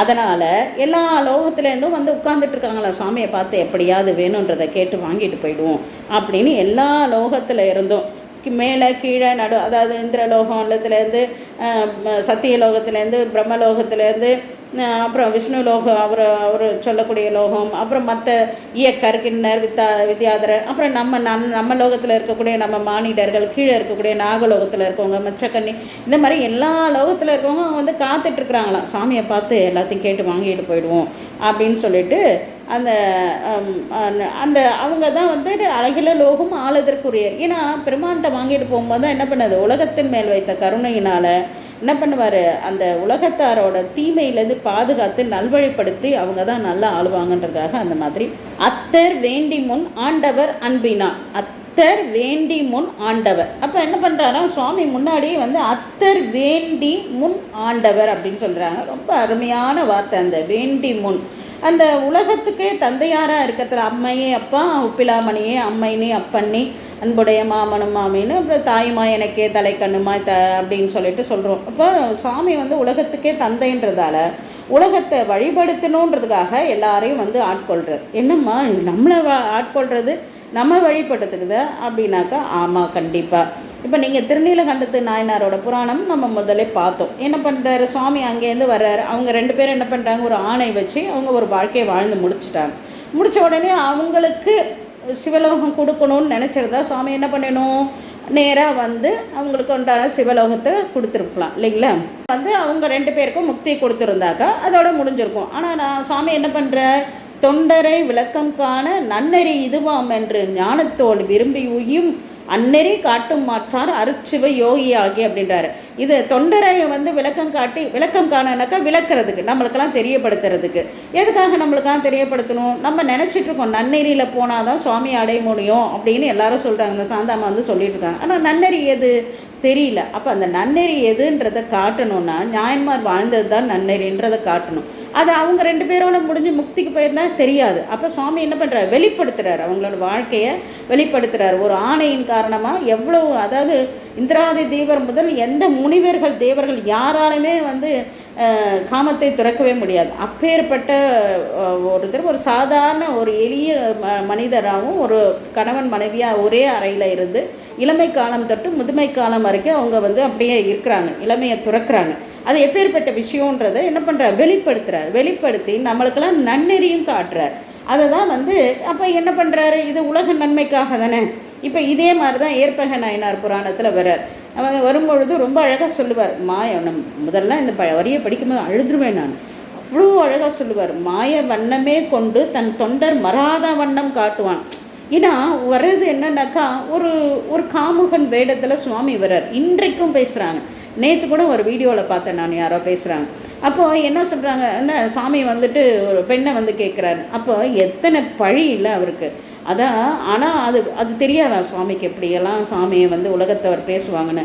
ஆனால் அவர் அது நினைக்கலாம், மாய வண்ணமே கொண்டு தன் தொண்டர் மறாத வண்ணம் காட்ட, என்னை எது வேணால் பேசினா, ஆனால் என்னோட அடியாரை வந்து பெருமையை வெளிப்படுத்தியே தீர்வேன்றதுக்காக அந்த வண்ணம் கொண்டு ஏற்பகை நாயனார் இல்லைன்னு யார் கேட்டாலும் சொல்லுவார், மனைவியை கேட்டால் கூட கொடுப்பாருன்றதை வெளிப்படுத்துறதுக்காக சுவாமி வழியில் வந்து அவர் ஆட்கொள்கிறான்னு வச்சுக்கோங்களேன். அப்போ அது எதுக்காக, மாய வண்ணம், அவர் கொண்டு வந்தது மாய வண்ணம் தான், அது வேடம் தான். வந்து தன் தொண்டர் மறாதம்னா தன் தொண்டரோட பெருமையை காட்டுறதுக்காக சுவாமி எத்தனை வேணால் கீழே இறங்கி போகிறார், எவ்வளோ வேணால் தன் மேலே ஒரு பழி வந்தால் கூட அவருக்கு இது பண்ண. இப்போ இன்றைக்கி சிறுத்தொண்ட நாயனார் இல்லத்துக்கு வந்து என்ன புரியாதவங்க என்ன பேசுகிறாங்க, என்னப்பா ஒரு சாமி புள்ளக்கறியை கேட்டிருக்குது, இவங்களும் பிள்ளைய வச்சு சமைச்சாங்க, அந்த பிள்ளைய அந்த சாமி வந்து கேட்டது, எத்தனை பழி இருக்குது. ஆனால் அவங்களோட அன்பை வெளிப்படுத்தணும்னு நினைக்கிறாரு. அவங்களோட அன்பை வெளிப்படுத்தி உலகவருக்கு அந்த அன்பு தான் முக்கியன்றதை காட்டணும். அதனால தான் என்ன சொல்கிறாரு அழகாக, அத்தர் வேண்டி முன், அவர் வேண்டினார். அதனால் அவர் வந்து சொல்கிறாரு இந்த மாதிரி. இளையான்குடி மாறனார் புராணத்துலேயும் நம்ம பார்த்தோம். செல்வே மேலே அங்கேயும் என்ன சொல்வார், எல்லாம் நல்ல ஆன போதும் அப்படி தான் இருக்கிறாரு, ஒன்றுமே இல்லாத போதும் அவர் மாறாத இருக்கிறாரு. அப்போ என்ன சொல்கிறாரு, செல்வம், நீங்கள் எல்லாரும் சொல்கிறாங்க, ஆமாம் ஆமாம் இவ்வளோ குபேரப்பட்டின அளவுக்கு செல்வம் இருந்தால் நானும் கூட தான் வந்து எல்லாம் செய்வேன் அப்படின்னு பேசுகிறாங்க. இல்லை நீ செய்வையா இல்லையான்னு தெரியாது, ஆனால் என்னோட அடியான் தான் இதை செய்வான் அப்படின்றத காட்டுறதுக்காக செல்வம் மேவிய நாளில் இச்செயல் செய்வதும் அன்றியும் அல்லல் நல்குறவு ஆன போதிலும் வல்லர் என்று அறிவிக்கவே அப்படின்றார். நல்குறவுனா துன்பம், வறுமை, அந்த வறுமை காலத்துலேயும் அவர் அப்படித்தான் இருப்பாருன்றது சொல்லணுன்றதுக்காக தான் இங்கே சுவாமி வர்றார். இல்லைன்னா அவர் நேராக வந்து அவங்க 2 உயிரையும் கொண்டு போயிருக்கலாமே, ஒன்றுமே தெரிஞ்சிருக்காது. அப்போ சுவாமி வெளியில் வந்து இவங்களோட அன்பெல்லாம் வெளிப்படுத்தி, இந்த அன்பெல்லாம் இருக்குது, உங்களை மாதிரி பிறந்தவங்க இதை மாதிரி அன்பு கொண்டு என் அடிக்கு வந்திருக்காங்க, நீங்களும் வாங்கன்ற நன்னெறியை விளக்கிறதுக்காக தான். அதான் அத்தர் வேண்டி முன் ஆண்டவர் அன்பினால் மெய்த்தழுத்து. அன்பை எதனால் வந்து ஆட்கொள்கிறாருனாக்கா அன்பு காரணமாக. பேராசை வாரியனை பாடுதுங்கான் அம்மானாயின்னு சொல்லுவார். என்ன சுவாமியை வந்து அவர் நின்மலன்னு சொல்கிறோம், ஆசையே இல்லாதவர்னு சொல்கிறோம், அவரை போய் பேராசை வாரியனை பாடுதுங்கான் அம்மானாயின்றாருனாக்கா சுவாமிக்கு ஒரு பேராசை உண்டான். என்னன்னாக்கா இந்த உலகத்து அனைத்து உயிர்களும் துன்பம் என்றால் தன்னோட பாதத்தில் வந்து நிம்மதியாக இருக்கணுன்றது தான் அவரோட ஆசை. ஆனால் நம்ம அவர் இழுப்புக்கு எங்கே போகிறோம், நம்ம இழுப்புக்கெல்லாம் அவரை இழுக்க நாம் நினைக்கிறோம். அதனால தான் நம்ம எல்லாம் இங்கே இருக்கிறோமே ஒழிய. ஆனால் சுவாமிக்கு வந்து ஒரு பேராசை என்னன்னாக்கா எல்லா உயிர்களும் இன்புற்று இருக்கணும்னு நினைக்கிறது தான் அவரோட பேராசை அப்படின்னு சொல்லுவார். அந்த மாதிரி அன்பு கொண்டு அந்த அன்பினால் வந்து ஆள்றார். மெய்த்தழத்து அத்தர் வேண்டி முன் ஆண்டவர். அப்போ இவங்கெல்லாம் என்ன பண்ணாங்க, முன்னால் சுவாமியால் ஆட்கொள்ளப்பட்ட முத்தான்மாக்கள், அங்கே தேவாசிரியமில் இருக்கிறவங்க எல்லாரும் முத்தான்மாக்கள். ஆண்டவர் அன்பினால் மெய்த்தழைந்து விதிர்புரு சிந்தையார் கைத்திருத்தொண்டு செய்கடப்பாடினார் இத்திரத்தவர் அன்றியும் எண்ணினார். அப்போ மெய்த்தழந்து, அப்போ மேனி தழைந்து, அப்போ சுவாமியை நினைக்கும் போது என்ன பண்ணுமா, அவங்களோட மேனி வந்து குழையுமா. இதை நம்மளே பாருங்கள், ஒரு அன்பு இருக்கும்போது அந்த மேனி குழைந்திருக்கும். சாமி தழுவ குழைந்தநாதர் இல்லைங்களா, அன்பினால தானே அந்த தழுவும் போது குழைந்துட்டார். ஆனால் அந்த அன்பு இல்லைன்னா பாருங்களேன், ஒரு ரஃப்பாக வரப்பாக அப்படி இருக்கிற மாதிரி இருக்கும். அந்த மாதிரி மெய் தழைந்து மயிர்கூச்செறியது, மெய் விதிரத்து, உடல் நடுக்கும், இதெல்லாம் வந்து 10 கொலாம் அடியார் செய்கைன்னு சொல்கிறார் இல்லைங்களா. 10 கொலாம்ன்றது ஒரு பக்கம் உண்டு. அந்த 10 செய்கை நம்ம தேவாரம் படிக்கிறது, அழைக்கிடுறது, மெழுக்கிறது, எழுதுது, அந்த மாதிரியான 10 செய்கள் அது புறச்செய்கை. அகச்செய்கை என்னன்னாக்கா, சுவாமியை நினச்ச உடனே கண்ணீர் வருதல், விம்முதல், உடல் தடதடத்தல், மயக்கம் வர்றது, இதெல்லாம் வந்துட்டு அந்த இவர் நம்மளோட பெருமானார் கூட சொல்லுவார்ல, மெய்தான் நரம்பை விதிர்பத்தின் ஒரு வரையார் கழற்கு அப்படின்னு சொல்லுவார்ல, அதை விதிர்ப்பு தூரத்து, மயிர்கூச்செறியறது, இதெல்லாம் வந்து என்னன்னாக்கா 10 செய்கைகள் உடம்புல நிகழணும் நம்மளுக்கு பெருமானாரை நினைக்கும் போது. அது மாதிரி அன்பின் நிறைவினால் உடலிலே தழைத்த அந்த அசைவை இருக்கிறது. திருமேனியில் இதெல்லாம் வரணும். அது வந்துட்டு இருக்கிறது தான் வந்து மெய்த்தடைந்து விதிர்புரு சிந்தியார் கைத்திருத்தொண்டு செய் கடப்பாட்டினார். அப்போ என்ன பண்ணுறாங்கனாக்கா, அப்போ அந்த உழவாரம்ன்றது செய்கிறது, அந்த நிறைய என் கடன் பணி செய்து கிடப்பதேன்னு அப்போ சுவாமி சொல்கிறாங்களே, கிடப்பதேன்ற ரொம்ப அழகான வார்த்தை. அது சும்மா வேகமாக சொல்லிட்டு போயிடுவோம், என் கடன் பணி செய்து கிடப்பது. கிடப்பதுனாக்கா செய்து இருப்பதேன்னு சொல்லலை, இருப்பதேன்னா தான் என்ற ஒரு எண்ணம் உண்டு. கிடப்பது ஒரு பொருள் மாதிரி. நம்மளோட திருவாசகத்தில் சொல்கிறார்ல மணிவாசகர், என்னை விற்றுக்கொள் ஒற்றிவை. சாமி, நான் உன்னோட பொருள் சாமி, என்னை ஒரு உயிரான்னு நினைக்க வேண்டாம், ஏதாவது பண்ணு, என்னை வித்துரு, இல்லைன்னா ஒத்திக்காது வை, ஏதாவது உன்னோட பொருள்ன்றதை ப்ரூவ் பண்ணுறதுக்கு என்ன ஏதாவது பண்ணு, எனக்குன்னு ஒரு சிந்தனை கிடையாது, என்னை ஒரு பொருளாக ட்ரீட் பண்ணுன்றார். அதே மாதிரி தான் இங்கே என்ன சொல்கிறாரு, கடப்பாட்டினார். என் கடன் பணி செய்து கிடப்பதே, நான் ஒரு கிடக்கிறேன், நான் ஒரு உயிர் கிடையாது, நான் உன்னோட பொருளாக வந்து கிடக்கிறேன், எனக்குன்னு எந்த சிந்தனையும் இல்லாமல் இருக்கேன் அப்படின்றது தான் அதை என் கடன் பணி செய்து கிடப்பது அப்படின்றது. அப்போ என்ன பண்ணுறாங்கன்னா, அப்போ அந்த கைத்திரு தொண்டு, அது உழவாரம் செய்கிறது. உழவாரம்ன்றது கைத்திரு தொண்டு எல்லாமே செய்தது நம்மளோட அப்பர் பெருமானார் செய்தது மட்டும்தான் நம்மளுக்கு தெரியும். அது இல்லாமல் எல்லாமே நம்மளோட கணநாதராக இருக்கட்டும், திருவோடு செய்த திருநீலகண்ட அவங்க கைத்திரு தொண்டு செய்தவர், திருக்குறிப்பு தொண்ட நாயனார், அப்போ எல்லாமே கைத்திரு தொண்டு செய்தவங்க தான். கையினால் விளக்கேற்றுறது, இது எல்லாமே கையினால் செய்யக்கூடிய தொண்டு. நாவினாலும் தொண்டு, தூவாயா தொண்டு செய்வார் படு துக்கங்கள்னு வரும். நம்ம தேவாரங்கள் பாடுறவங்களாம் என்னது, நாவினால் தூவாயா தொண்டு செய்வார், வாயினால் தொண்டு செய்யக்கூடியவங்க அவங்க. அது வந்து கைத்திரு சொண்டு செய்கடப்பாட்டினார். அதே கடன் என்னதுனாக்கா, இதுதான் வேலை, எங்களுக்கு என்ன பண்ணுறது, இது கடப்பாடுனாக்கா இது வந்து எதுக்கும் இதுக்கு வந்து இது பலன், இது செய்தால் இது பலன் அப்படிலாம் இல்லை, அது நித்தியமாக செய்கிறது. இப்போ பிறவின்னு உயிரோடு இருக்கிறதே எதுக்குன்னா ஈசனுக்கு பணி செய்கிறதுக்கு மட்டும்தான். எனக்கு தெரிஞ்சு ஒரு அடியார் கூட இருந்தார், தாமரைப்பூ ஐயான்னு சொல்லுவோம், மறைக்காட்டில் இருப்பார்.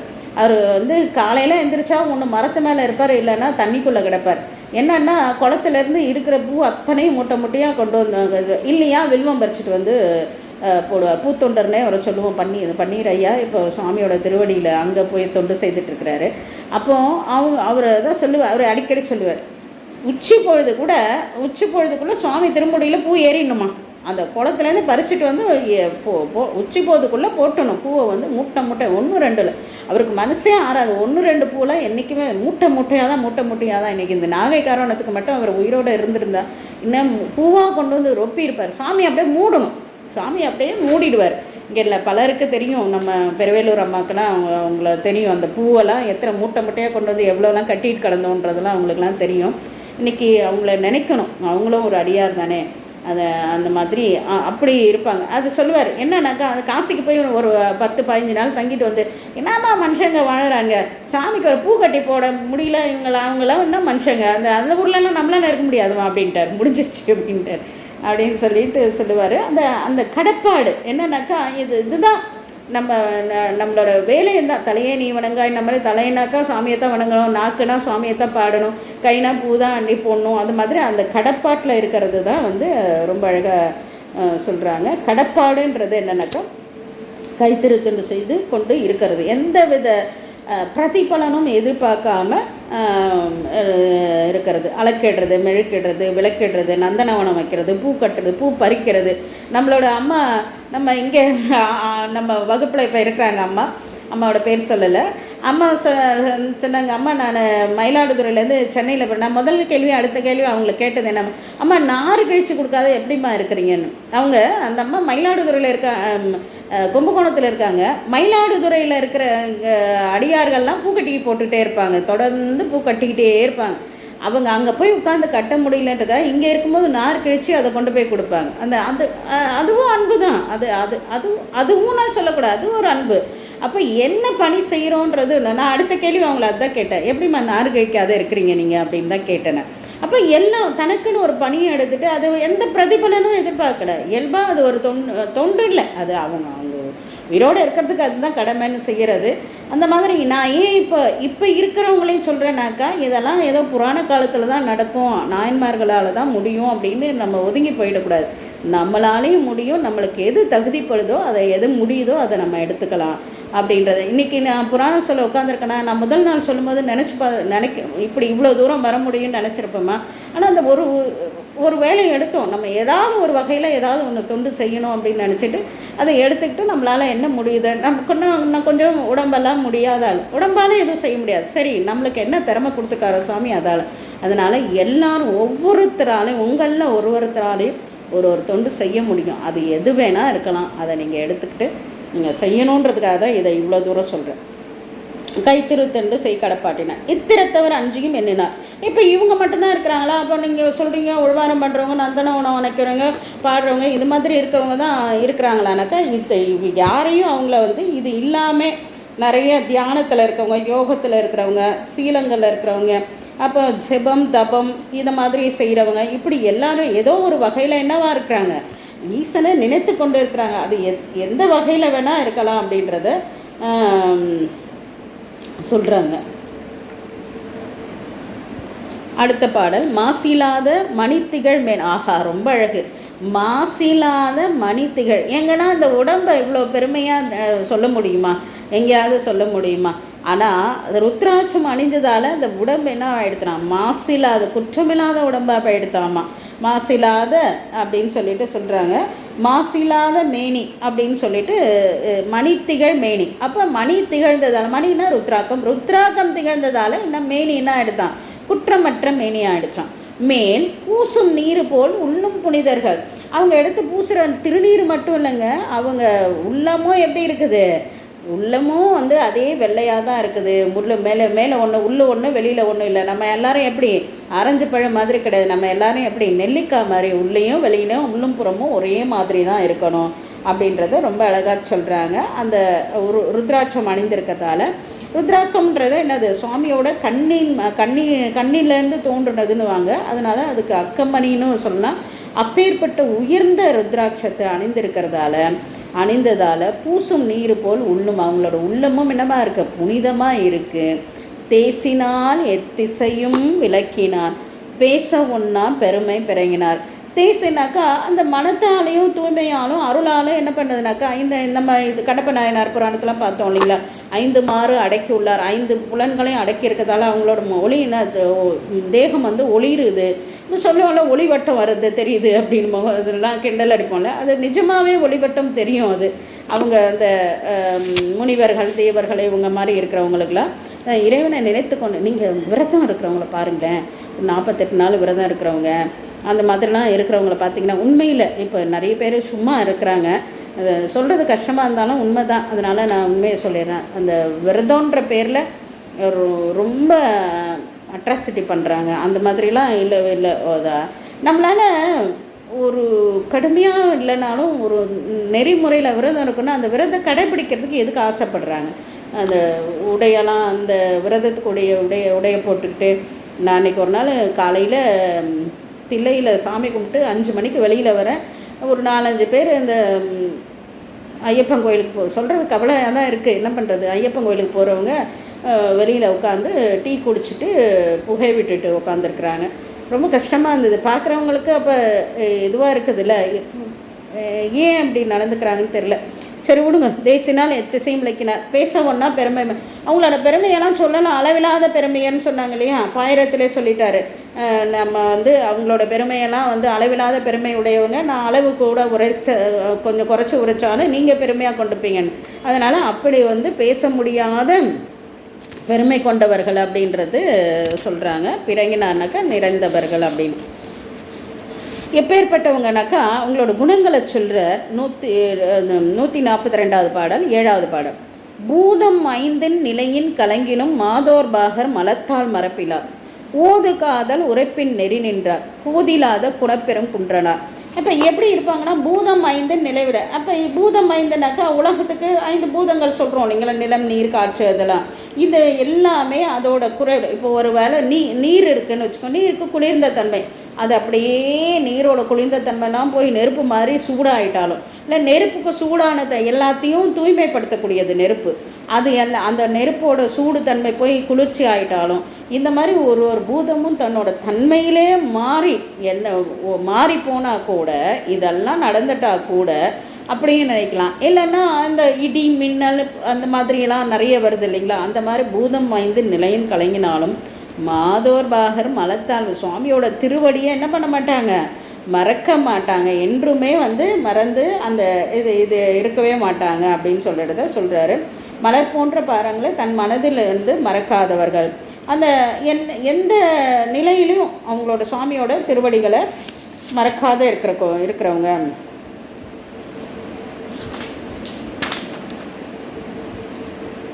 நம்மளோட அப்ப சுவாமி தான் நிறைய பாடல்களை நம்ம படிச்சிருக்கோம் இல்லைங்களா. வானம் துளங்கினேன் மண் கம்பமாகினேன். அதாவது மழை தூள் இடிஞ்சு, பெரிய மழை இடிஞ்சு சிடச்சிடுதான் தூளாக ஆனால் கூட நம்மளுக்கு இல்லை, வானமே இடிஞ்சு கீழே விழுந்துக்கிட்டா கூட கவலை கிடையாது. மால் வரையும் தானம் துளங்கிடும் தலை தடுமாறிலேன், தன் கடலும் மீனப்படின, இந்த கடலே சுருங்கி ஒன்றுமே இல்லாத போனான், விரிசுடர் வீழிலேன், சூரிய சந்திரன்லாம் எங்கே போனாலும் என்ன வெயிலை நஞ்சுண்டு ஊனமில்லாது ஒருவனுக்கு ஆட்பட்ட உத்தமனுக்கு, இது எங்கே போனால் என்ன, அது கடல் அளவுக்கு நஞ்சத்தை உண்டு சாம சிவனேன்னு இருக்காருலே ஒரு சிவபெருமான், அவருக்கு ஆட்பட்டவங்களுக்கு எது எங்கே போனால் நம்மளுக்கு என்ன அப்படின்வாரு. இன்னொரு இடத்துல மண் பாதாளம் புக்கு மால்கடல் மூடி, எப்படி இந்த உலகம் அழியுன்றது பாரு. முதல்ல என்ன பண்ணுவோம், பூமி வெடிக்குமா, மண் பாதாளம் புக்கு மால்கடல் மூடி, கடல் உள்ளே வந்துடும், விண்பால் திசை கெட்டு இருசுடர் வீழினும் அஞ்சல் நெஞ்சே கவலைப்படாதப்பா, தின்பால் நமக்கொன்று கண்டோம் திருப்பாதிரை புளியூர் கண்பாவு நெற்றி கடவுள் சுடரான் கழ. நமக்கு ஒரு என்ன இருந்தாலும் நமக்குன்னு ஒரு இடம் இருக்குது, போய் தங்கிக்கிறதுக்கு எங்கே இருக்குது, ஈசன் எந்த இணையடி நிழலேன்ற மாதிரி நெற்றி கண் கொண்ட திருப்பாதிரை புளியூர் பெருமானோட திருவடி கீழே நம்மளுக்கு நிழல் இருக்குது, எதுக்கு எல்லாத்தையும் கவலைப்பட்டுருக்க அப்படின்றாரு.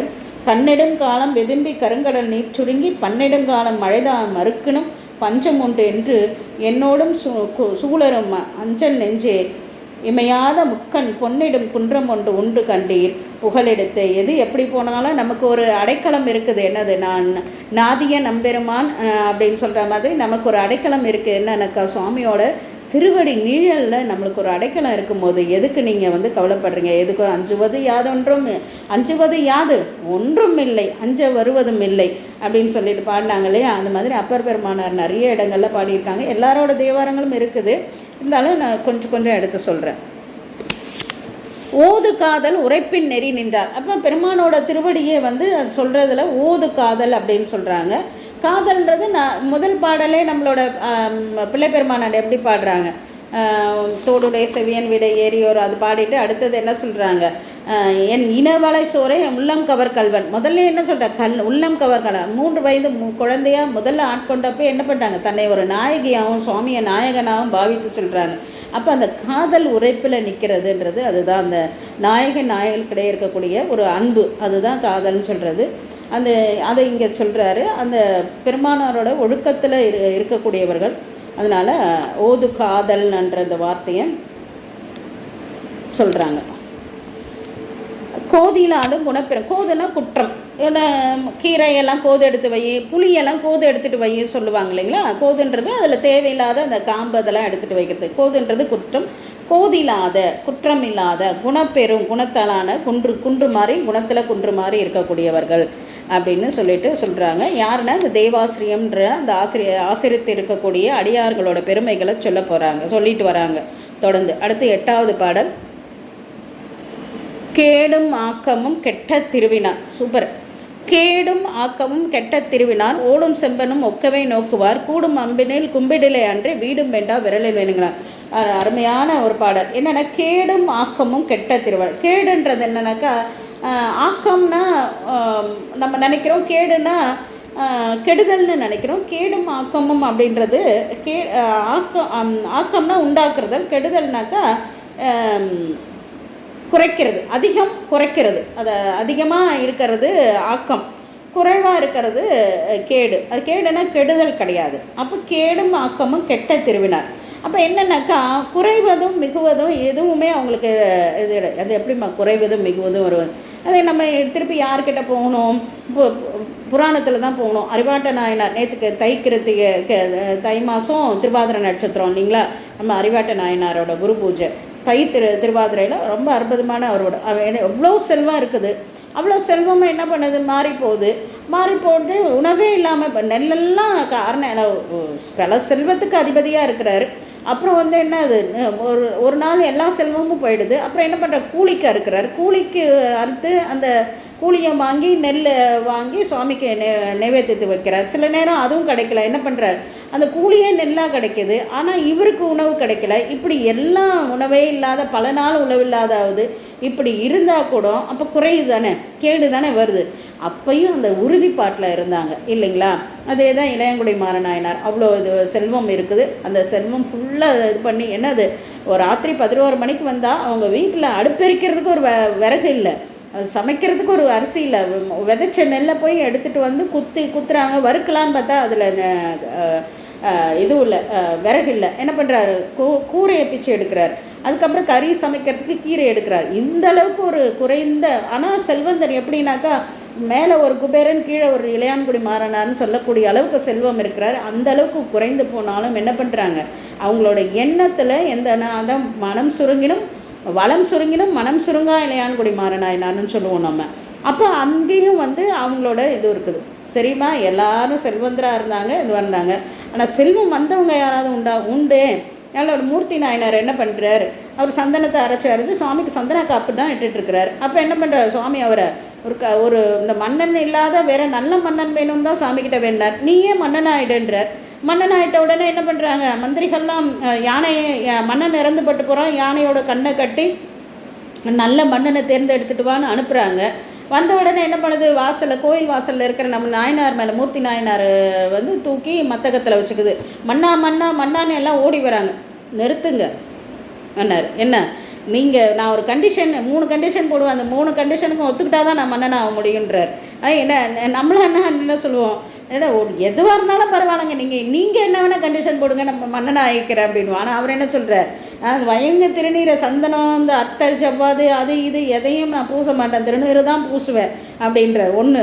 2வது சடாமுடி, இந்த கிரீடம் அது இது எதையும் தாங்க மாட்டேன், நான் சடாமுடி தான் தாங்குவேன், இதுலேருந்து இந்த சடாமுடியை எடுத்துகிட்டு நீங்கள் கிரீடம் வைக்கணுன்னெல்லாம் எதுவும் சொல்லக்கூடாதுன்றார். அப்புறம் என்ன பண்ணுறாரு, ருத்ராக்கம் தான் அணிவேன், எந்த வித தங்க எதுவும் அணிய மாட்டேன்றார். அப்போ இந்த 3 ஒத்துக்கிட்டா தான் நான் மன்னர். அப்போ இவ்வளோ செல்வம் வந்தாலும் என்ன பண்ணுறாங்க, செல்வத்தெல்லாம் வேண்டான்னு தான் சொல்கிறாங்க. நம்மளோட திலகவதி அம்மையார், திலகவதி அம்மையாருக்கு மாப்பிள்ளை பார்த்தது ஒரு தளபதியாரே பார்க்குறாங்க. அப்போனா அவங்க எவ்வளோ தளபதிக்கு பொண்ணு கொடுக்குறாங்கன்னா அப்போ எவ்வளோ செல்வந்தராக இருப்பாங்க. அம்மா என்ன சொல்கிறாங்க, அம்பொன் நூல் தாங்காது அன்பு தாங்க, உயிர்களுக்கெல்லாம் அன்பு தாங்கி, இந்த உடம்புல எந்தவித ஆபரணமும் தாங்காது. எத்தனை வயசு, 13 வயசு 12 வயசு நம்மக்கு என்ன பண்ணுறாங்க, அவ்வளோ செல்வம் இருக்குது. அத்தனை செல்வத்தும் குளம் வளர்த்தும் காவலத்தும் இந்த மாதிரி அறச்சாலைகளுக்கு இருக்கிறாங்க. அதுக்கப்புறம் தான் பின்னாடி அதிகைக்கு போயிட்டு அவங்க சைவ நெறியில் இருக்காங்க. முதல்ல அறநெறியில் தான் இருக்கிறாங்க. அறச்சாலைகள் அமைத்து எல்லாருக்கும் உணவு கொடுக்கறது, இதெல்லாம் அவ்வளோ செல்வத்தையும் 12 வயது பெண், யாரும் அப்பா அம்மா இல்லை, யாருமே இல்லை, பெரியவங்க யாருமே இல்லாத அந்த அந்த அளவுக்கு இருக்கிறாங்கனாக்கா, அப்போ அதுதான் கேடும் ஆக்கமும் கெட்ட திருவினார். அவங்க அந்த கேடும் ஆக்கமுன்னு இருந்தாக்கா இதில் தான் குறையிறதும் போகிறதும் இல்லையே வழிய. ஆனால் திரு என்ன சென்றடையாத திருவுடையவர்கள் அவர்கள். எப்படி சுவாமி மாதிரியே அந்த திருன்னு சொல்லக்கூடிய எந்த காலத்திலும் இறைவனோட இன்பமாக இருக்கக்கூடிய அந்த தன்மையை ஐஸ்வர்யம்னு நிறைந்த ஐஸ்வர்யமாக சிவத்திருவை பெற்று உள்ளவர்கள் அவங்க. அதான் கேடும் ஆக்கமும் கெட்டதான். ஆனால் திருவினார் அவங்க என்ன பண்ணாங்க, எப்பயுமே செல்வம் சிவமுக்தின்னு சொல்லக்கூடிய சிவபக்தின்ற சொல்லக்கூடிய அந்த திருவை கொண்டு இருக்கவர். ஓடும் செம்பனும் ஒக்கவே நோக்குவார். அதை தூக்கி எறிகிற ஓடும் செம்பனும். சாமி என்ன பண்ணுறார், வந்து திருநீலகண்டத்து கோவிநாட்டை வந்து ஓடை கொடுத்துட்டார். திருப்பி அப்போ சாமி தொலைஞ்சிருச்சுன்னு அவங்களுக்கு நல்ல ஓடு, இப்போ நல்ல ஓடு தான் தரேனாரு. நீ பொண்ணாலேயான ஓடு கொடுத்தாலும் எனக்கு வேணாங்கிறாரு. ஏன்னா அவரே பொண்ணு கொடுத்தாலும் வேணான்னு சொல்கிறவர். அப்புறம் அவர் என்ன, அவரோட அடியார்கள் எப்படி இருப்பாங்க, தலைவரை போல தானே தொண்டர்களும் இருப்பாங்க. அப்போ அதுதான் ஓடும் செம்பனும். அப்போ சாமி இப்படி நுழைக்கிறாங்க. அந்த உழவாரம் எங்கெல்லாம் நுழையில அங்கெல்லாம் பெரிய பெரிய நவரத்தின கட்டைகள் கிடைக்குது. அத்தனை என்ன பண்ணுறாரு, எடுத்து குளத்தில் வீசிடுறார். அதிபத்தர்னு ஒருத்தர் இருக்கிறார், நாகைக்காரனும். அதாவது இந்த விழாக்கள் நம்ம மனதில் சுற்றிக்கிட்டே இருக்குது. அதனால தான் அவங்களோட இது நாகைக்காரனும் இன்றைக்கி கும்பாபிஷேகம் இல்லையா. அப்போ அங்கே அதிபத்தர்னு நம்மளோட நாயனார் ஒருத்தர் இருக்கார், மீன் பிடிக்கிறவர். மீனை இருக்கிறதுல பெரிய மீனை எடுத்து நட்டமாடிய நம்பருக்கு சென்று ஆகுகன்னு தினம் விடுறார். கொஞ்ச நாள் மீனே எதுவுமே வரல, குடும்பம் குழந்தை குட்டையோடு இல்லாமல் அந்த மீனவர் குடும்பங்கள் அத்தனையும் பட்டினியாக கிடக்குது. அப்போ ஒரே ஒரு மீன் படுது, ரொம்ப நாள் கழித்து ஒரு மீன் படுது. எப்பேற்பட்ட மீன்னா, அந்த மீனை விற்றாக்கா இந்த உலகம் முழிச்ச வாங்கிடலாமா, அத்தை மாதிரி ஒரு மீனை சுவாமி கொடுக்குறார். அழகாக எடுத்தார். ஒரு கணம் கூட யோசிக்கல, தான் பட்டினி, தன் குழந்தைகள் பட்டினி, தன் குடும்பத்தார் எல்லாரும் பட்டினின்றதை யோசிக்கவே இல்லை. அது எப்பவும் போல் தலை மீனை எடுத்து நட்டமாடிய நம்பருக்காகன்னு எடுத்து கடலில் விடுறார். அப்போ எத்தனை செல்வம் கொடுத்தாலும் என்ன பண்ணுறாங்க, அவங்கெல்லாம் வந்துட்டு ஓடு செம்பனும் ஒக்க தான் நோக்குறாங்க பார்த்தீங்களா. அதுதான் வந்துட்டு சரி, அவங்களுக்கு என்ன தான் வேணும். அப்போ இதெல்லாம் வேண்டாம், எது குறைஞ்சாலும் கவலை இல்லை, எது கொடுத்தாலும் கவலை இல்லை. ஓடும் செம்பனும் ஒன்றா நோக்கிட்டாங்க. அவங்களுக்கு எதாவது தேவை இருக்குமா, தேவைன்னு ஒன்று இருக்குமானா இருக்கான். என்னதான், கூடும் அன்பினில் கும்பிடலே அன்றி வீடும் வேண்டா விரலின். அற்புதமான இடம் அது. அதாவது கூடும் அன்பினில் சுவாமி நம்மளோட அப்பர் பெருமானோட தேவாரம் உங்கள் எல்லாருக்கும் தெரிஞ்ச தேவாரம். குடித்த புருவமும் கொவ்வை செவ்வாயும் குமின் சிறப்பும் பனித்த சடை பவளம்போல் மேனியில் பால்வேணியிலும் இனித்தமுடன் எடுத்த பொற்பாதமும் காணப்பெற்றால் மனித்த பிறவியும் வேண்டுவதே மாநிலத்தேன்னு சொன்னாங்க. அப்போ சுவாமி எல்லா இடங்கள்லையும் சுவாமி இந்த பிறவியை போற்ற செய்யும் என்னாவை காப்பதற்கு இச்சை உண்டு. எனக்கு இந்த உயிர் வேண்டாம், ஒரு வேளை காப்பாற்றணும் நீங்கள் நினச்சா என் மேலே இடப்பக்குறையும் சூழக்குறையும் போகிறீங்கன்னு சொன்னார். உங்களால் தான் நான் உயிரோடு இருக்கின்ற. அப்பேற்பட்டவர் என்ன பண்ணுறாரு, நாங்கள் ஒரு இடத்துல போய் கேட்குறாரு, குனித்த புருவம் பாடிட்டு மனித்த பிறவி, இந்த பிறவி வேணுன்றார். ஏன் பிறவினா சும்மா வேண்டாம், இந்த நடனத்தை கும்பிட பெற்றாக்கா எனக்கு பிறவி வேணும் அப்படின்னு கேட்குறாங்க. அப்போ அதான் கூடும் அன்பினில் கும்பிடல, சுவாமியை கும்பிட பெற்றாக்கா. அந்த அதே மாதிரி தான் நம்மளோட நம்ம நம்பி சுவாமி கேட்பாங்க, தென்னிலா மலர்ந்த வேணியா நின் திருநடம் கும்பிடப்பட்டு மண்ணிலே வந்த பிறவே எனக்கு வாலிதாம் இன்பம் என்று. சுவாமி அங்கே தில்லைக்கு போகிறாரு, நடம், அவருக்குன்னு ஒரு ஸ்பெஷல் டான்ஸ், காஸ்மிக் டான்ஸ் ஆடி காட்டுறாரு சுவாமி. இந்த நடனத்தை கும்பிட்டுட்டு சொல்கிறாரு, சுவாமி இந்த நடனத்தை இங்கே காட்டுறது, ஏன்னா கைலாயத்தில் கூட இந்த நடனத்தை அவர் பார்த்ததில்லை இல்லையா, இந்த நடனத்தை இங்கே காட்டுறதா இருந்தால் எனக்கு இந்த மண்ணிலே வந்த பிறவி, அவர் தானே பிறவி எடுக்கலை, சாமி அனுப்பி வச்சார். அதனால் வந்த பிறவியே எனக்கு வாலிதாம், எனக்கு இந்த பிறவி வேணும் சாமி, இங்கே கொடுங்க சாமி, நீ இந்த நடனத்தை கும்பிடுறதா இருந்தால் எனக்கு இந்த பிறவி வேணும் சாமின்றார். அதே மாதிரி தான் நம்மளோட மணிவாசகர்னு சொல்லுவார் இல்லைங்க. நம்மளோட திருவாசகம் முழுக்க முழுக்க சுவாமியை விட்டு பிரிந்த அழுகைன்னு தான் சொல்லுவாங்க. அழுது அடியடைந்த அன்பன் அடியவர்க்கு அடிமை செய்வான்னு சொல்லுவோம். அழுது அழுது அழுது அழுது சுவாமியை அடைந்தவர் அவர்.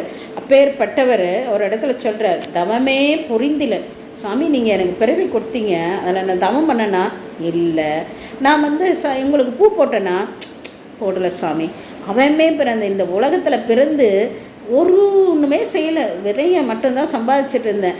அப்பேற்பட்ட சிவனை யாராவது கும்பிட்டாங்களா? அவங்கள போய் கும்பிட்டேனா? இல்லை அவங்கக்கிட்ட போய் நின்றுட்டாவது இருந்தேனா? எதுவுமே நான் செய்யலை சாமி.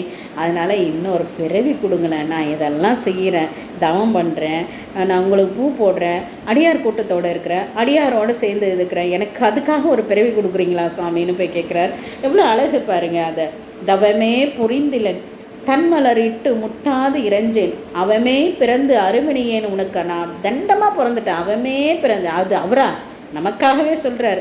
உனக்கு அன்பருள்ளாம் சிவமே பெரும் திரு எயிற்றினை, உன்னை பெறக்கூடிய திருவும் நான் நினைக்கல, நின் திருவடிக்காம் பவமே அருளு கண்டாய் அடியேற்கெம்பரனை, எனக்கு கொஞ்சம் இந்த இந்த பிறவியை கொடுங்க சாமி, நான் திரும்பி ஃபஸ்ட்லேருந்து வந்து, இது நல்லா இல்லை, நான் ஃபஸ்ட்லேருந்து அழைச்சிட்டு எழுதுவேன்னு பிள்ளை சொல்லுமே, அது மாதிரி சொல்கிறார். நான் ஃபஸ்ட்லேருந்து திரும்பி உங்களுக்கு இதெல்லாம் செய்கிறேன், எனக்கு ஒரு பிறவியை கொடுங்க சுவாமின்னு அப்படின்னு கேட்குறாரு. அந்த பிறவின்றது யாரும் வேணான்னு சொல்லக்கூடிய இதாக இருந்தால் கூட சுவாமியை வணங்க. இதே அப்பர் பெருமானார் கூட அண்ணாமலையில் கேட்பாங்க 2 இடத்துல. ஒன்று அரணை வணங்கும் போது தில்லையில் கேட்டாங்க, புனித்த புருவம் இல்லை எனக்கு பிறவி கொடுன்னு. இன்னொன்று அங்கே வந்துட்டு அண்ணாமலையில் கேட்குறாங்க. அண்ணாமலையில் அடியார் பெருமக்களோட போய் சுவாமியை வணங்குறாங்க. இந்த அடியார்களோட தங்கு பிறப்பே மேலாம் வீட்டினுக்கு மேலாம் பெருமை சாதித்தார்னு சொல்லுவார் நம்மளோட தெய்வ சேக்கிழ பெருமானார். என்னென்னா, இந்த வீடு பேர் கூட எனக்கு வேணாம் சாமி, நான் அடியார்களோட இருந்து உங்களை சிந்தித்துட்டு இருந்தால் எனக்கு வீடு பேர் கூட வேணாம், அங்கே அது கூட வேண்டான்னு சொல்லிட்டாரு அப்ப பெருமான்னு சொல்லுவார். அதை தான் இந்த கூடும் அன்பினில் கும்பிடலே அன்றி வீடும் வேண்டா விரலின் விளங்கின அத்தகைய பெருமை. விரல்னா திண்மை கொண்டவங்க. நம்மளோட இவர் திருத்தொண்டு தொகை பாடுறாங்க இல்லையா, அன்பருக்கு அன்பர், அதோட முடிவு என்ன சொல்கிறாங்க, நிறைவாக என்ன சொல்கிறாங்க, ஆரூரன் ஆரூரில் அம்மானுக்கு அம்மான ஆவாரேன்னு சொல்கிறாங்க. ஆரூரில் இருக்க அம்மானாகிய நம்மளோட சிவபெருமானாருக்கு அன்பராவாரே அப்படின்றத தான் சொல்கிறாங்க. அப்போ அவருக்கு அடிமை ஆகிறதுக்கு தான் அந்த திருத்தொண்டு தொகையை பாடுறோம் இல்லைங்களா. அந்த வீடும் வேண்டாம் விரலின் வினைங்க, நான் உங்களை கும்புறதா இருந்தால் எனக்கு வீடு பேர் கூட வேண்டாம், நான் இங்கே இருந்து கும்பிட்டுட்டே இருக்கிறேன் அப்படின்னு சொல்லிட்டு ரொம்ப அழகாக சொல்லக்கூடிய பாடல். இப்போ இவங்கெல்லாம் எப்படி இருக்கிறாங்க நம்ம பார்த்துட்டோம். இவ்வளோதான் அவங்களோட தன்மையை, உள்தன்மையை சொன்னார். மேலே பார்க்கறதுக்கு எப்படி இருக்கிறாங்க, ஆரம் கண்டிகை. அவங்க என்ன அணிஞ்சிருக்கிறாங்களாம், ஆரம் நிறைய அணிஞ்சிருக்கிறாங்களாம். என்ன அணிஞ்சிருக்காங்க, கண்டிகைன்னு சொல்லக்கூடிய அந்த ருத்ராக்கத்தை அணிந்திருக்காங்க. ஆடையும் கந்தையை, ஏன்னா உடையில்லாத இருக்கிறது நம்மளோட சைவ மரபு இல்லை.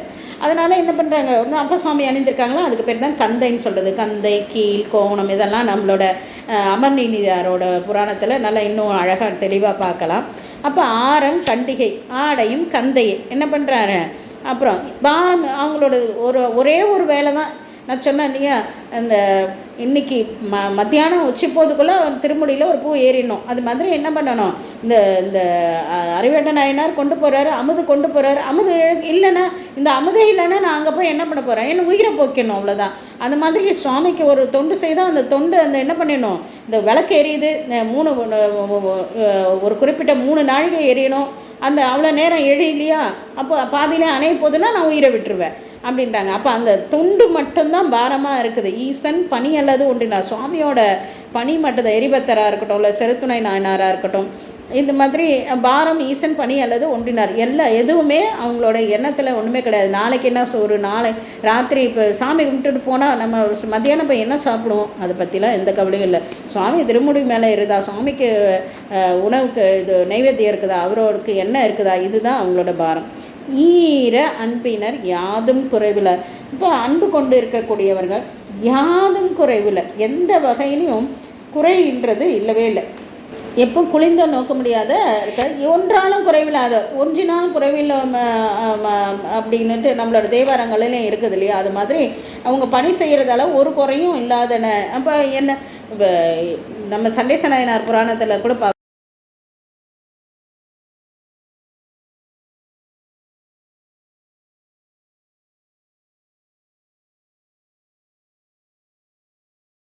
அவருக்கு பால் கிடச்சிடுது, பூக்கள் கிடச்சிடுது. அப்போ ஏதாவது குறைய அப்போ மீதியெல்லாம் கிடைக்கல, தேன் கூட கிடச்சிடுதுன்னு வச்சுக்கோங்க. மற்ற சந்தனம் அது இதெல்லாம் கிடைக்கல.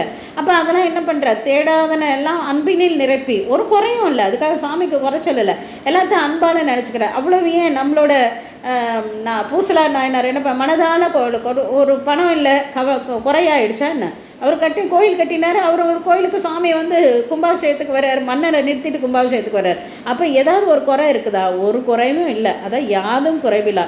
வீரம் என்னம்மா அடியார்களை பற்றி பேசும்போது வீரம் எங்கேருந்து வந்தது, என்னால் விளம்பும் தகையதே அப்படின்னாக்கா, வீரம் பார்த்தோமே நம்மளோட எரிபத்த நாயனார் எப்படியேற்பட்ட வீரம், அந்த அன்பையும் அங்கே தான் பார்க்கலாம், எப்படியேற்பட்ட வீரத்தையும் அங்கே தான் பார்க்கலாம். ஒரு யானை பட்டத்து யானையை கொள்கிறார், அது சுற்றி வரக்கூடிய பரிகாரர்களை கொள்கிறார், யானையை மேலே வர பாகன் கூட வர இத்தனை பேரை கொண்டுட்டு அப்படி நிற்கிறார் ஒரு பூ சிந்திருச்சுன்றதுக்காக. அப்போ அதுதானே வீரம். செருத்துணை நாயனார் பார்த்தோம், கோட்புலியார் அந்த விரையாக்களின்னு சொல்லிட்டு சுவாமிக்கு வச்ச நெல்லை எடுத்து கூட அடித்து சாப்பிட்டதால உறவினர்கள் அத்தனை பேரும் கொல்லிட்டு ஒரே ஒரு குழந்தை இருக்குது, அந்த குழந்தைய கொல்ல போகிறாரு. அந்த ஒருத்தர் வந்து சொல்கிறாரு, ஐயா இது பால் குடிக்கிற குழந்தை, அரிசியே சாப்பிடலன்னா, அரிசி சாப்பிட்ட அம்மாவோட மார்பிலேருந்து இது பால் குடிச்சதில்ல, அப்போ இதுக்கும் அந்த குற்றம் வந்ததுன்னு அந்த குழந்தையும் அத்தனை வீரம் கொண்டவர்கள். வீரம் என்னால் விளம்பும் என்னால் சொல்ல முடியுமா அப்படின்னு சொல்கிறாங்க. ஈர அன்பினர் யாதும் குறைவில்லை. ஈர அன்பினருக்கு நம்ம எரிபத்த நாயனாரே எடுத்துக்கலாம். அங்கேருந்து புகழ்ச்சோழர் வரார், வந்துட்ட உடனே இத்தனையும் தன்னோட பட்டத்து யானை குறைந்திருக்கு வந்து போருக்கே வந்துடுறார். வந்ததுக்கப்புறம் அங்கே பார்த்தாக்கா அடியார் ஒருத்தர் நிற்கிறார். உடனே அவர் என்ன நினைக்கிறார், அடியார் ஒரு இந்த செயலை செய்திருக்காருன்னா அப்போ பிழை பெருசாக நடந்திருக்கணும், அதனால தான் இதை செய்திருக்காரு அப்படின்னு சொல்லிட்டு படைகள்லாம் அங்கேயே நிற்க வச்சுட்டு அந்த கையில் இருக்கக்கூடிய அந்த வாளை கொண்டு வந்து கொடுத்து, உங்களோட வாளால் என்னை கொல்லக்கூடாது, என்னால் தான் கொல்லணும் அப்படின்னு சொல்லி நிற்கிறாரு. இந்த அன்பு வேறு யாருக்கு? அங்கே அழகாக நம்மளோட சாமியை சொல்லுவார், அன்பின் மிக்கீர் அப்படின்னு சொல்லுவார். அன்பினால் இது எதுவும் செய்யாதீங்க அப்படின்னு சுவாமியை சொல்கிற மாதிரி இருக்கும். இன்னொன்று வந்து முடிக்கும் போது நம்மளோட சொல்லுவார், யாரே இவரோட அன்பை அளக்க வல்லார் அப்படின்வார். இந்த ரெண்டு பேரில் யார் உயர்ந்த அன்பு கொண்டவங்கன்றது அளக்கிறது சுவாமியால் தான் முடியுமா, வேறு யாரால் முடியுன்ற அத்தகைய அன்பு கொண்டவர்கள் யாருனாக்கா அந்த அடியார் பெருமக்கள்.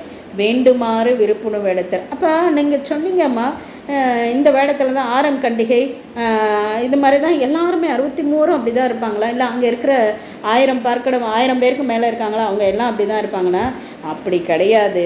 வேண்டுமாறு விருப்புறும் வேடத்தர், எந்நிலையில் நின்றாலும் எக்கோலம் கொண்டாலும் மண்ணியசைய சங்கரந்தால் மறவாத பொருள் என்று அப்படின்னு சொல்லிட்டு துண்ணிய வேடம் தன்னை துறவாதே அப்படின்னு நம்மளோட சாக்கிய நாயனாரை படித்தோம். அவர் என்ன பண்ணுறார், சமண கோலத்தில் இருக்கிறார். சுவாமியை அந்த எந்த நிலையில் இருந்தானா எக்கோலம் கொண்டு இருந்தானா சுவாமியோட திருவடி மறக்காத இருந்தால் போதும். இதில் மன்னர்கள் இருக்காங்க, மன்னர் நம்ம சேரமான் பெருமான், நம்ம நம்பி ஆரூரர் இருக்கார். சுவாமி நீ அன்று தொன்று உன்னை கல்யாணத்தில் எப்படி ஆட்கொண்டோன்னோ அதே கோலத்தோடய என்ன இருன்னு. அப்போ அவங்கவுங்க வேண்டுமாறு விருப்புறும் இடத்துல எந்தெந்த வேடத்துலையும் எப்படி வேணால் கந்தையாடை தரையாக இருக்க அடியார்கள் மட்டும்தான் இல்லை, நம்மளோட புகழ்ச்சோழனார், கழுவற்றனார், அப்புறம் நின்றசி நெடுமாறனார், இப்படி எல்லாரும் இருக்கிறாங்க. அவங்கவுங்க விருப்பம் போல் இருக்கிறாங்க. யாரும் இப்படி தான் இருக்கணும் அப்படின்னு, ஏன்னா சுவாமி சுதந்திரத்துவன், எல்லாரும் சுதந்திரமாக விடுவார். இப்படி தான் இருக்கணும்னு எதுவும் கிடையாது. தாண்டவ பெருமான் தனித்தொண்டர்கள், இந்த தனியை சாமிக்கும் போட்டுக்கணும், தொண்டர்களுக்கும் தனித்தாண்டவ பெருமான். அது மாதிரி தாண்டவம் எந்த சாமியாவது ஆடிக்கிட்டு இருக்குதா, ஆனால் நம்ம சாமி தான் ஆடிக்கிட்டு இருக்கிறாரு. அப்போ ஆடிக்கொண்டு இருக்கக்கூடியவர் அவரோட தொண்டர்கள். நீண்ட தொல்புகழார்த்தம் நிலைமையை ஈண்டு வாழ்த்துகன்னு. இப்போ இவங்கெல்லாம் இருக்கிறாங்களே, இவங்களோட பெருமையெல்லாம் நான் என்னன்னு சொல்கிறது, எப்படி வாழ்த்த முடியும், எப்படி சொல்ல முடியும்? சாமியே பெருமையால் தன்னை வைப்பார், பேணலால் என்னை பெற்றான்னு சொல்கிறாங்க. இவரோட பெருமையெல்லாம் எப்படி தான் சொல்லுவேன் நான், ஈண்டு வாழ்த்துகேன் என்னன்னு நான் சொல்கிறது. இந்த தேவாசிரிய மண்டலத்துக்கு உங்களெல்லாம் கூட்டிகிட்டு வந்துட்டேன், இவங்களோட பெருமையை சொல்லலான்னு நினைக்கிறேன், ஆனால் சொல்ல முடியலையே அவங்களோட அப்படின்றார். இந்த மாதவர் கூட்டத்தை, இந்த மகாதவம் பொருந்த இந்த கூட்டத்தை எம்பீரான் எங்களோட தலைவர் இருக்கிறார் இல்லையா, அந்த மேல் புகழ் ஆளாள சுந்தரன், அந்த புகழுக்கு அளவிலாத ஆளாள சுந்தரன் இருக்கார். அவர் சுந்தர திருத்தொண்ட தமிழ் சுந்தரம் இல்லைங்களா, சுந்தர திருத்தொண்ட தொகை தமிழ் வந்து பாடிய வண்ணமுறை அவர் எப்படி பாடினார், எப்படி இதெல்லாம் உண்டாச்சு, அந்த இந்த திருக்காவணத்தில் தான் இந்த திருத்தொண்ட தொகை உண்டாச்சு. இந்த இடத்துக்கு வந்துட்டோம். இப்போ நம்மளை எல்லாரும் எங்கே வச்சுட்டாங்க, திருக்காவணத்தில். நமக்கெல்லாம் அந்த தகுதி இல்லையோ இருக்கோ இருக்காது என்ன நான் சொல்லிக்கலாம், மற்றவர்களை சொல்ல முடியாது. ஆனால் அடியனுக்கெல்லாம் அந்த தகுதி கிடையாது, திருக்காவணத்தில் இருக்கக்கூடிய தகுதி. ஆனால் புராணத்துப்படி என்ன பண்ணுறாங்க, நம்மளை எல்லோரும் உட்காந்து வச்சுட்டாங்க, இங்கே இருங்க, இந்த கூட்டத்தை எம்பிரான் திருத்தொண்ட தொகை எப்படிலாம் பாடினாங்கன்றதை நான் சொல்கிறேன், அப்போ நீங்கள் இதை கேளுங்க அப்படின்னு சொல்லிட்டு நம்மளை எல்லாரும் அந்த வந்து பாடிய வண்ணம் முறை செய்வான்னு நம்மளோட தெய்வ சேக்கிழாபெருமான அருமையாக திருக்காவணத்தில் இதை இத்தனை பெருமை பெற்ற திரு மனதால் கூட நினைக்க முடியும். உன்னற்கரிய உத்தரகோசமங்கன்ற மாதிரி திருக்காவணம்ன்றது அப்பேற்பட்ட இடம். கைலாயம் கூட போயிடலாம், ஆனால் திருக்காவணம் போக முடியாது. ஆனால் அதே மாதிரி அந்த திருவாரூரில் எங்கே போனாலும் திருக்காவணத்துக்கு உள்ளே போய் கூட நீங்கள் சுவாமியை வணங்கலைனாலும் சுவாமி கோச்சிக்க மாட்டார். திருக்காவணத்தை வணங்காத உள்ளே போகக்கூடாது. அதோட பெருமைகள் அதெல்லாம் இன்னும் நிறைய இருக்குது. அதெல்லாம் நாம் அடுத்தடுத்து வரக்கூடிய வகுப்பில் பார்க்கலாம். இந்த 11 பாடல்கள் ரொம்ப விரிவாக சொல்ல வேண்டிய பாடல்கள் நான் உங்களுக்கு சுருக்கமாக தான் சொல்லியிருக்கேன். சிலர் முதல் வகுப்பு கேட்குறவங்களுக்கு இது போதும்ன்ற அளவில் இன்றைக்கு இந்த அளவில் இந்த திருக்கூட்டத்தை, இந்த திருக்காவண தேவாசிரிய மண்டபத்தில் இருக்கக்கூடிய அடியார் பெருமக்களையும் உள்ளே இருக்கக்கூடிய நம்மளோட ஆரூர் பெருமானையும் வணங்கி புராணம் பாடிய நம்பியார், திருத்தொண்டு தொகை பாடிய நம்பியாரூரையும், விரித்து கொடுத்த நம்பியாண்டார் நபிகளையும், அதை நம்மளுக்கு இந்த பெரிய புராணமாக செய்து கொடுத்த நம்மளோட தெய்வ சேக்கிழார் திருவடிகளையும் வணங்கி, கேட்ட இந்த அடியார் பெருமக்களையும் வணங்கி, முக்கியமாக தேவாசிரிய மண்டபத்தில் இருக்கக்கூடிய அடியார் திருக்கூட்டத்தையும் வணங்கி இன்றைய வகுப்பை நிறைவுபடுத்துகிறோம். நீ நாளை தொடர்ந்து ரொம்ப அற்புதமாக நம்மளோட நம்பி சுவாமி திருவாதாரம் பண்ண போகிறாங்க. அதுக்கப்புறம் சுவாமி வந்து ஆட்கொள்ள போகிறார். இனி எல்லாமே கதைகள்ன்றதால அப்படி ரொம்ப சூப்பராக இருக்கும், பார்க்கலாம் அப்படின்ற அளவில் நிறுத்துகிறோம். திருச்சிற்றம்பலம். ஏதாவது உங்களோட சந்தேகங்கள் இருந்தால் திரும்ப கேட்கலாம், பின்னூட்டங்கள் இருந்தால் சொல்லலாம். திருச்சிற்றம்பலம், திருச்சிற்றம்பலம், திருச்சிற்றம்பலம்.